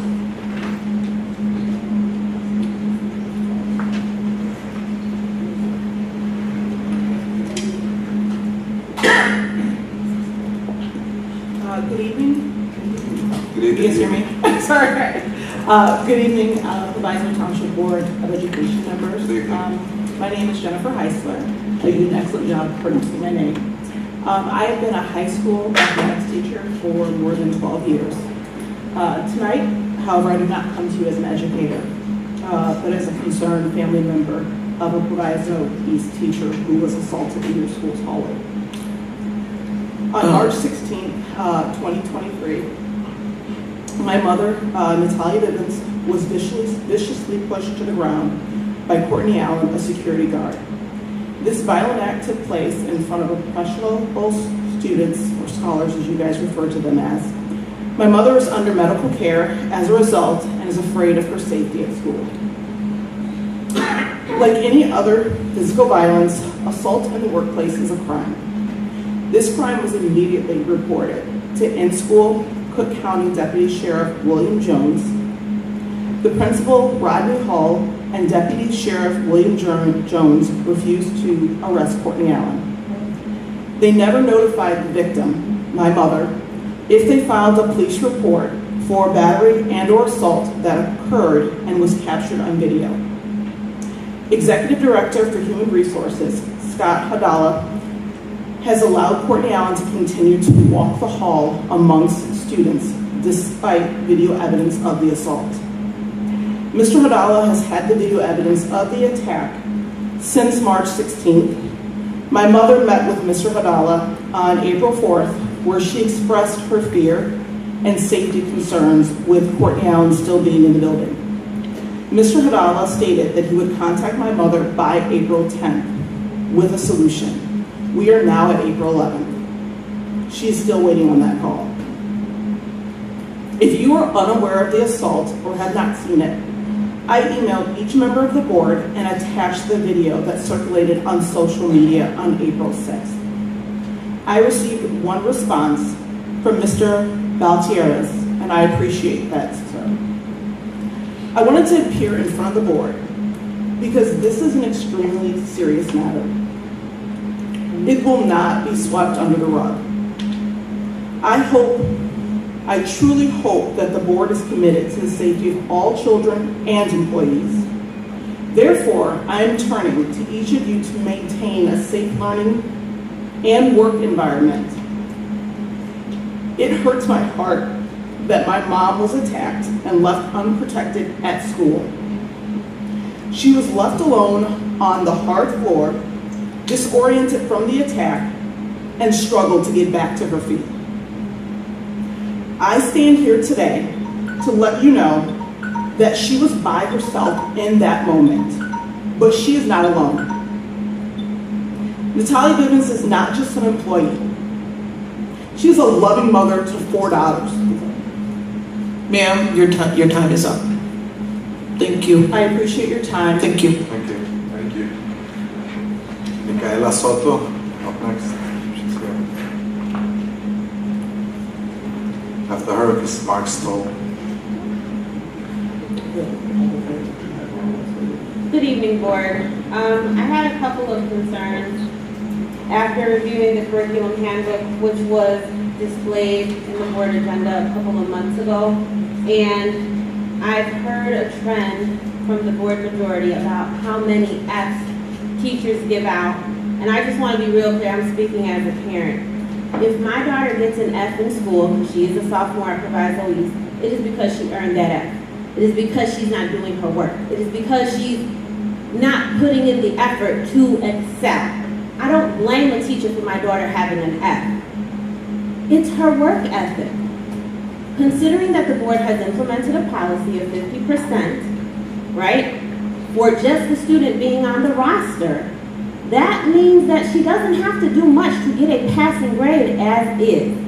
I'm really strongly encouraging you all to set policies that actually hold our students accountable and make them actually work for their grade. Because the way the current curriculum handbook is set up, you're showing our kids that they don't have to do much and they'll be okay. For example, aside from the 50% policy, students have an 8-period day. In total, they get an opportunity to get 28 credits by the end of their 4 years at Proviso. They're only required to graduate with 22 credits. That's not excellence, that's not equity, that's not rigor. That's passing kids along. Ultimately, a kid can fail an entire school year and still graduate on time. Set policies that actually hold students accountable. Because I don't blame teachers for my child having an F if I have Power School on my phone and the minute a teacher puts in a grade, I get an update on my phone saying where that student is at or saying how that grade went up or went down. We have to do a better job of supporting our parents and helping parents be better advocates for their students and understanding how to work the high school setting to best advocate for their students. If parents just took the time to download the app on their phones, they would immediately know if their student is tardy. Right now, if my daughter cuts class, and I don't have the Power School app on my phone, I don't get notification of that until 6 p.m. Where has my daughter been all day? However, if I have the app on my phone, the minute the teacher puts in unverified, I get a text message. We have to do a better job of informing our parents of these simple things that help build relationships, that help build accountability on all levels, on the parent level, on the teacher level, on the student level. Because right now, with the policies you all have in place, there's no rigor. The kids aren't being held accountable. They're getting passed along. This isn't helping our kids. Your time is up. Thank you. Thank you. After Mark Stoll is Carissa Gillespie.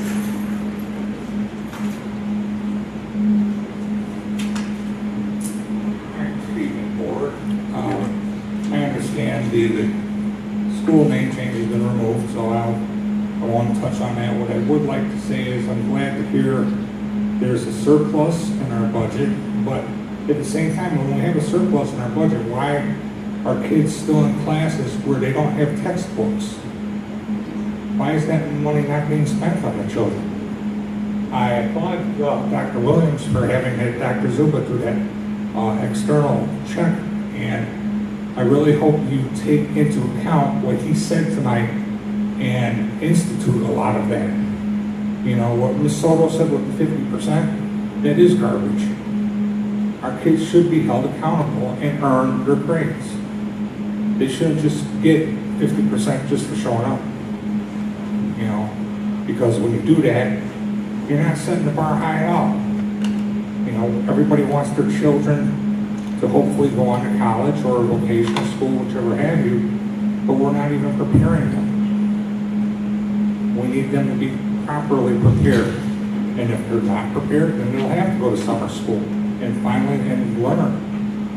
But please don't pass the kids just to pass them. Educate them. Thank you. Thank you. Carissa Gillespie. After her is Gloria Hicks.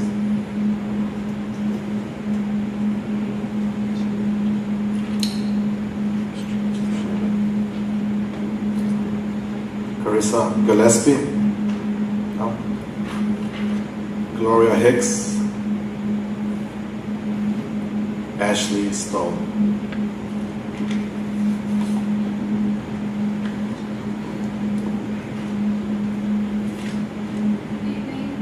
Good evening. This is more of a personal thing than anything on the agenda tonight, but I would like to be heard. So, it comes to no surprise that I'm not a huge fan of the Henderson Five. I've actually spoken out against many things they have done, but there's one thing that happened this election season that has disturbed me so greatly that I just can't really shake it off. I think it was March 30th or 31st. Big banners campaigning for Miss Kelly's re-election were found at Proviso East in the school building, which is it's insanely disturbing because a few months ago, November 15th, you suspended multiple teachers for false accusations of campaigning when this is campaigning on school grounds. You took away the livelihoods of my teachers You suspend them without pay, and you let your board members get away with it, and that is extremely disturbing. You all who support this need to reflect on yourselves, and if you're religious Christian, I hope you pray for forgiveness, because this is actually disturbing and angering. Congratulations to the board members who have just been elected, and farewell, Mr. Wagner, and as the polls are showing, farewell, Miss Kelly, too, if I don't see you next month. On a lighter note, community members who are still here, I brought cupcakes. Fortunately, they were not paid for with your tax dollars, and they are free. Thank you. Good riddance. That concludes citizens' comments.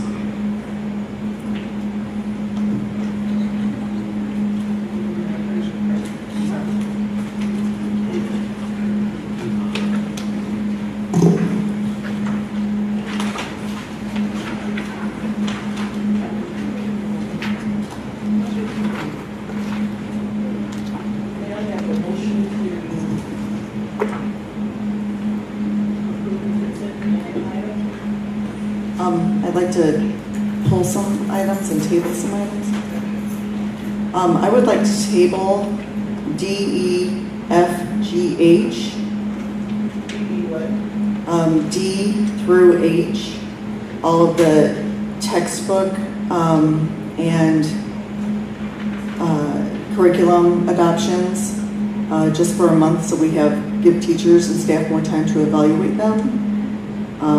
And then I would like to pull B, J, and K for individual voting. B, J, and K, B, C, what? Yes.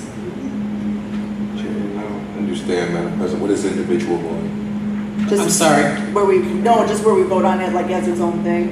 Or you just want to pull them? Yeah. Yeah. That's what she's pulling. And you said she's asking to table. D, E, F, G, H. She wants to wait apparently for the board to change, but we don't stop the business of the Board of Education for that purpose. No, I'm asking for the teachers to give more feedback because my phone's blowing up that they were contacted about 4 days before the presentation that D, they just saw the F, books. G, and H.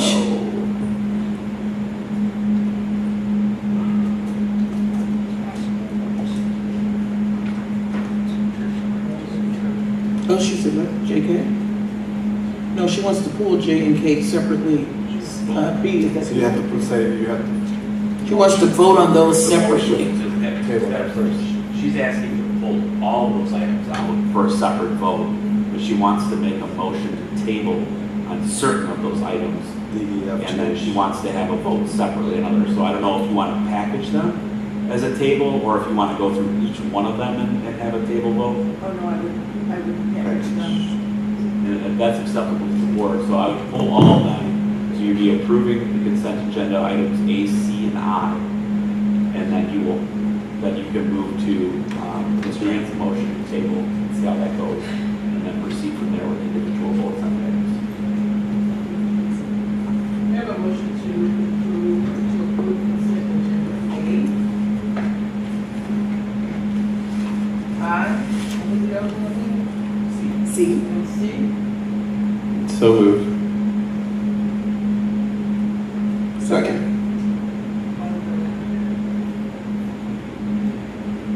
A, I, and C. Okay. Mr. Alexander? Aye. Ms. Kelly? Aye. Ms. Medina? I'm sorry. Ms. Patterson? Aye. Ms. Grant? Aye. Mr. Galtieri's aye. Mr. Wagner? Aye. Motion carries. May I have a motion to, this is where the table part is? So, Ms. Grant, I think at this point it'd be appropriate for you to make the motion to table items D, E, F, G, and H. Thank you. Yes, I would like to make a motion to table D, E, F, G, and H. What did you say again, ma'am? D, E, F, G, H? yes. So moved, but I have a question. You're seconding her motion. Okay, I'll second it. That's fine. Question, discussion. Can I discuss that?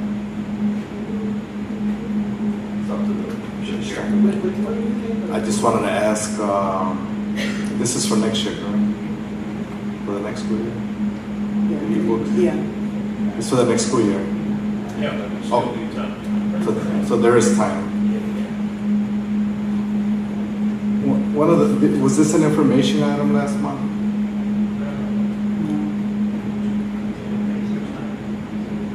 Yeah, so just because it wasn't an information item, but we didn't give time to the teachers, that's the only reason. And I want to make sure that we don't get held back. So that's why I said. Discussion? Yeah, one discussion. Dr. Newsom, could you, so the teachers were engaged in this procedure? Yeah, Dr. Williams, come up and share what happened with the teachers.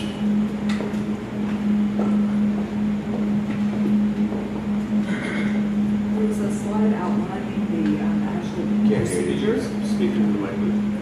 There was a slide on the presentation that outlined the procedure. We issued an RFP for the ELA adoption. Those bids, we had 5 vendors that responded to the RFP. We immediately eliminated 2 because of their incomplete response to the RFP. We evaluated the 3 vendors. Teachers were allowed at least 2 weeks to view all digital materials for each of those 3 vendors. There were at least 6 live demonstration sessions that teachers were invited to. Those sessions were also recorded. We had a master document where we had listed the RFP that was issued, the RFP responses, links to demonstration sites where teachers could go onto the electronic sites of each of those 3 vendors to see the all of the product for that particular vendor. They also had access to the sample materials.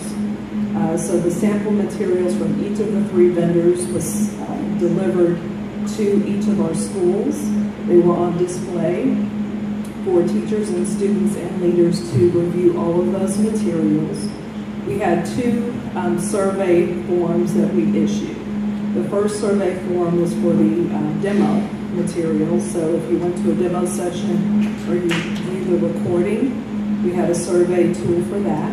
We had a separate survey tool just for ELA teachers to use to go deeper into the evaluation of the materials. And all of that was electronic. All of that was on one succinct Word document that was sent out multiple times to all of our teachers, and then multiple reminders for ELA teachers for the ELA adoption.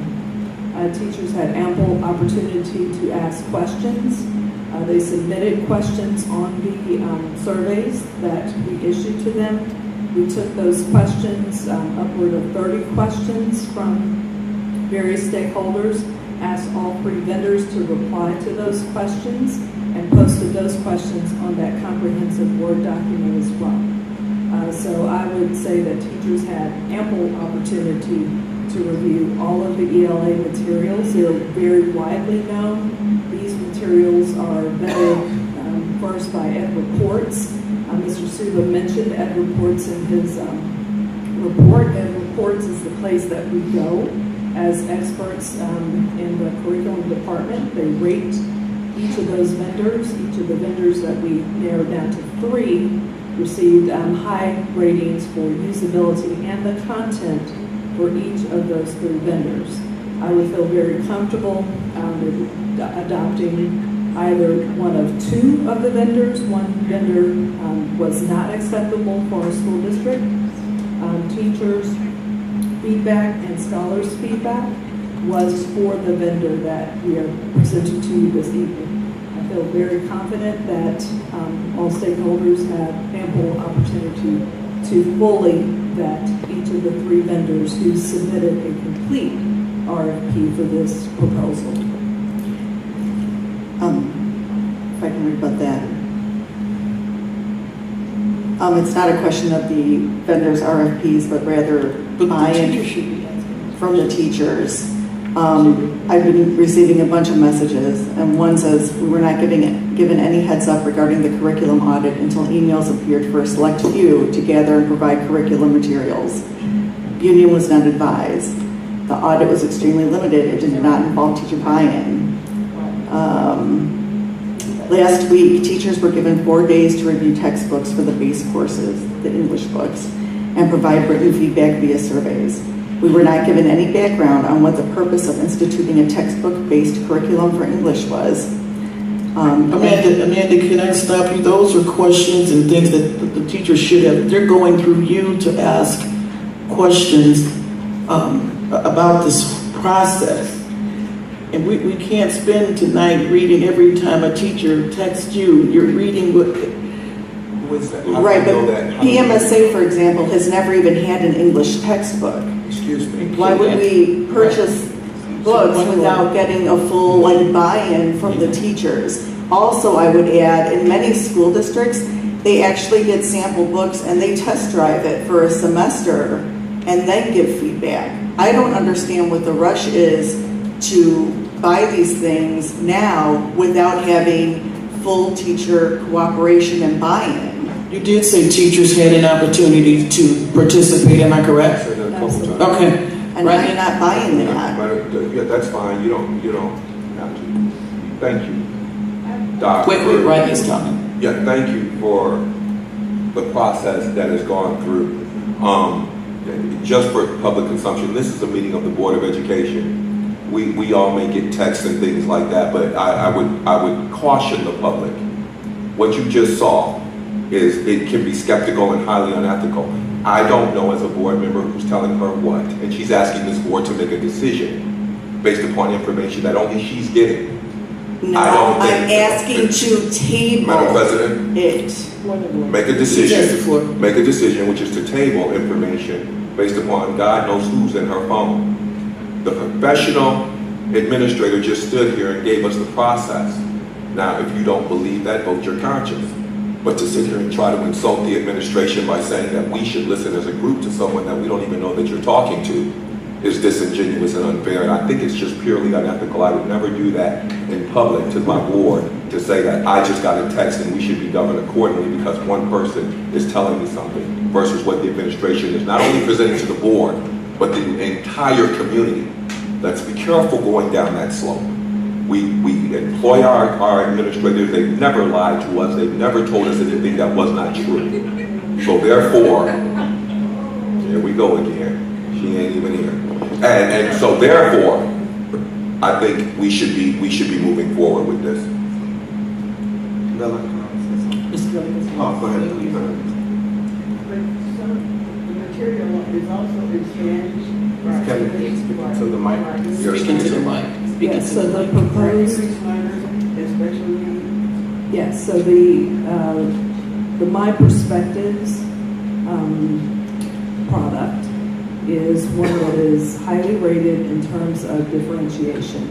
So for instance, the textbook and the text that are presented to students can actually online be highlighted and translated. So if a student is in need of that differentiation, they can seek that out. It's also has the word, I'm losing my words now.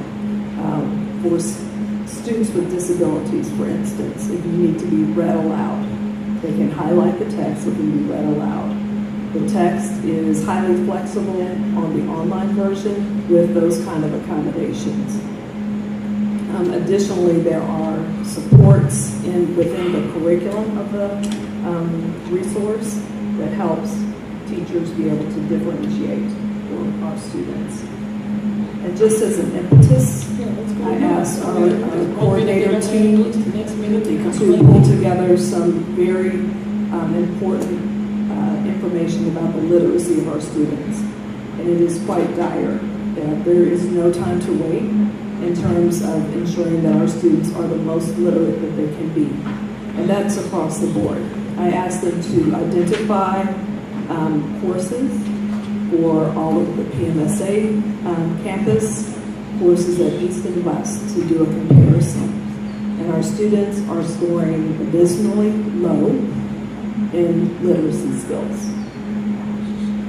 We can't wait. This is a resource that's highly vetted. There are curriculum writers at the national level who, that's all they do, is write curriculum. They write assessments. It's based on standards. What you noticed from the curriculum audit management report is that there are gaps in our guaranteed and viable curriculum. And one step that we can make in the right direction for our students is to ensure that we have high quality curricular resources in their hands every day. Thank you. Did we have a motion? Yeah, so, no, it's, yeah. I'm sorry. So, I think it's time to work with our teachers. I'm not saying you're not working with our teachers, don't misunderstand me. But we gotta meet in the middle. Amanda, in a way, she's right, and you're also right, but this would have not happened if we would have had an information item. It'll give us more time to discuss it. If you didn't have to table it, it'll be an information item. We could ask questions this whole next month. So I think we have to do our part, Doc. You could give us information before, because honestly, I've been seeing a lot of stuff that I have not seen up to the day of the board meeting. So I want to be information, and we'll avoid all this issue. And she might be right, Rodney, you're right too. Please give us an information item so this won't happen again. Like McGraw-Hill, they're awesome when it comes to college courses. So, I don't want to hold up the educational system or whatever's in line, but please, information items, and let's start working together now. So, thank you. Are there any other questions? Did we have a motion on that? Yeah, it's on the table. Okay, we got a second? Oh. Yeah, I second. Okay, so we need to vote. Yeah, we got to vote. Yeah, go ahead. Call roll.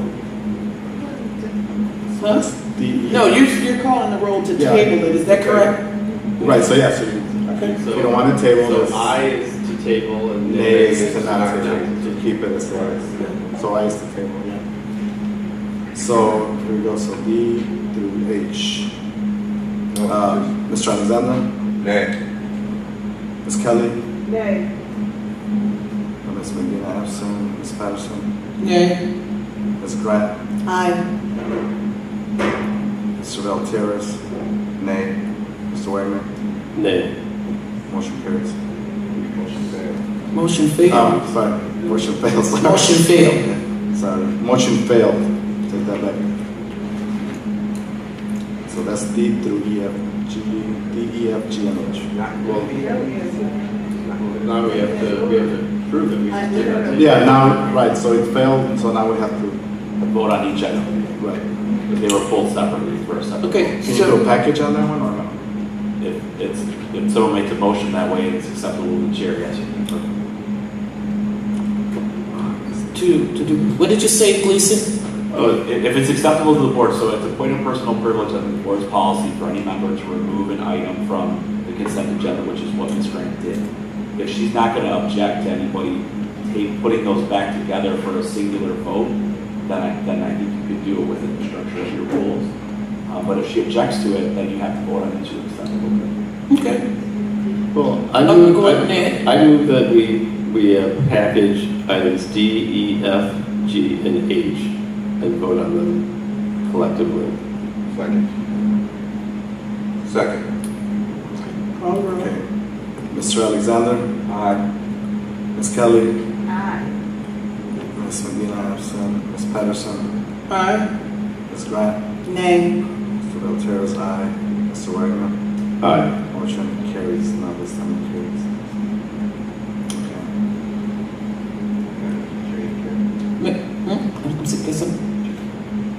We have a motion to approve consent agenda item 12J.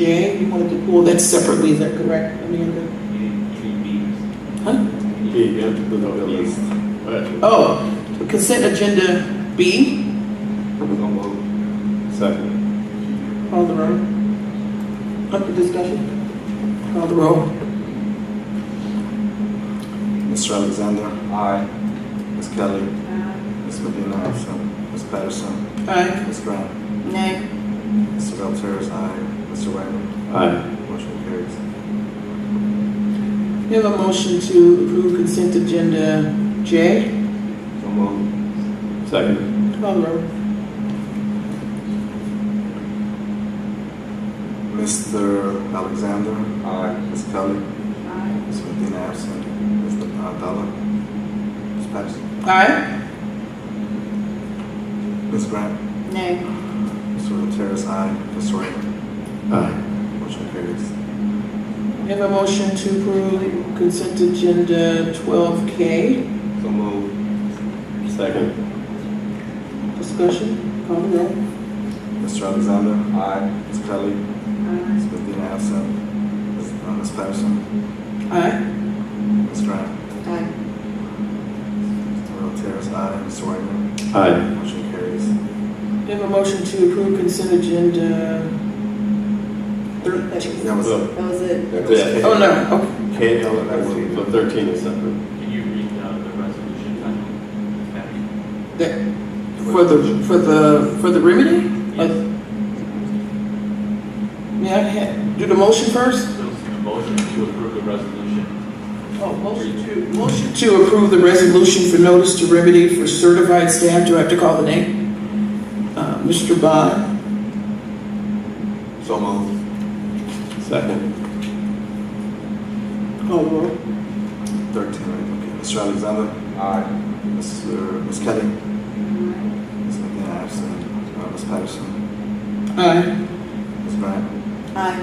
Mr. Terrace, aye. Mr. Wagner. Mr. Wagner. Aye. Motion carries. We have a motion to approve student disciplinary action as discussed in closed session. So moved. Second. Mr. Alexander. Aye. Ms. Kelly. Ms. Medina absent. Ms. Patterson. You call me? Yes. Oh, aye. Ms. Grant. Nay. Mr. Terrace abstain. Mr. Wagner. Aye. Motion carries.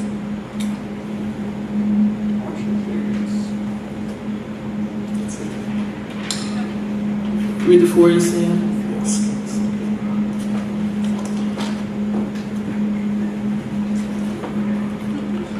FOIA Report, March 2023.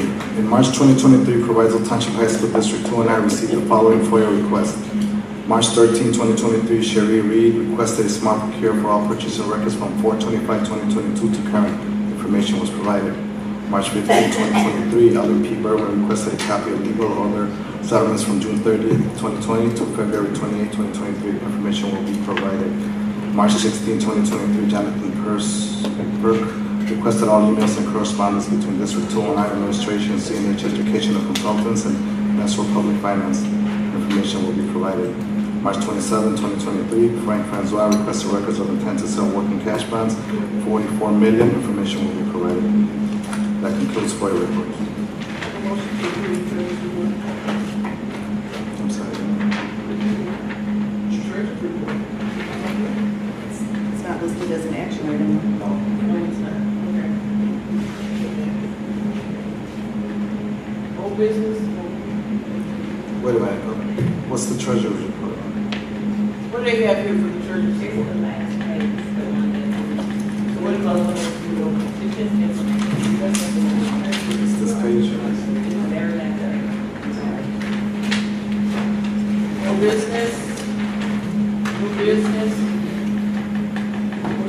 New business, just as I reiterated before, it would be nice to have information items, just so we don't have this issue again. That's all. Motion to adjourn? So moved. Second.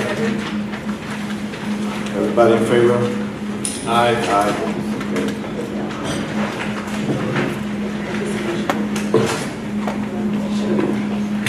Honestly.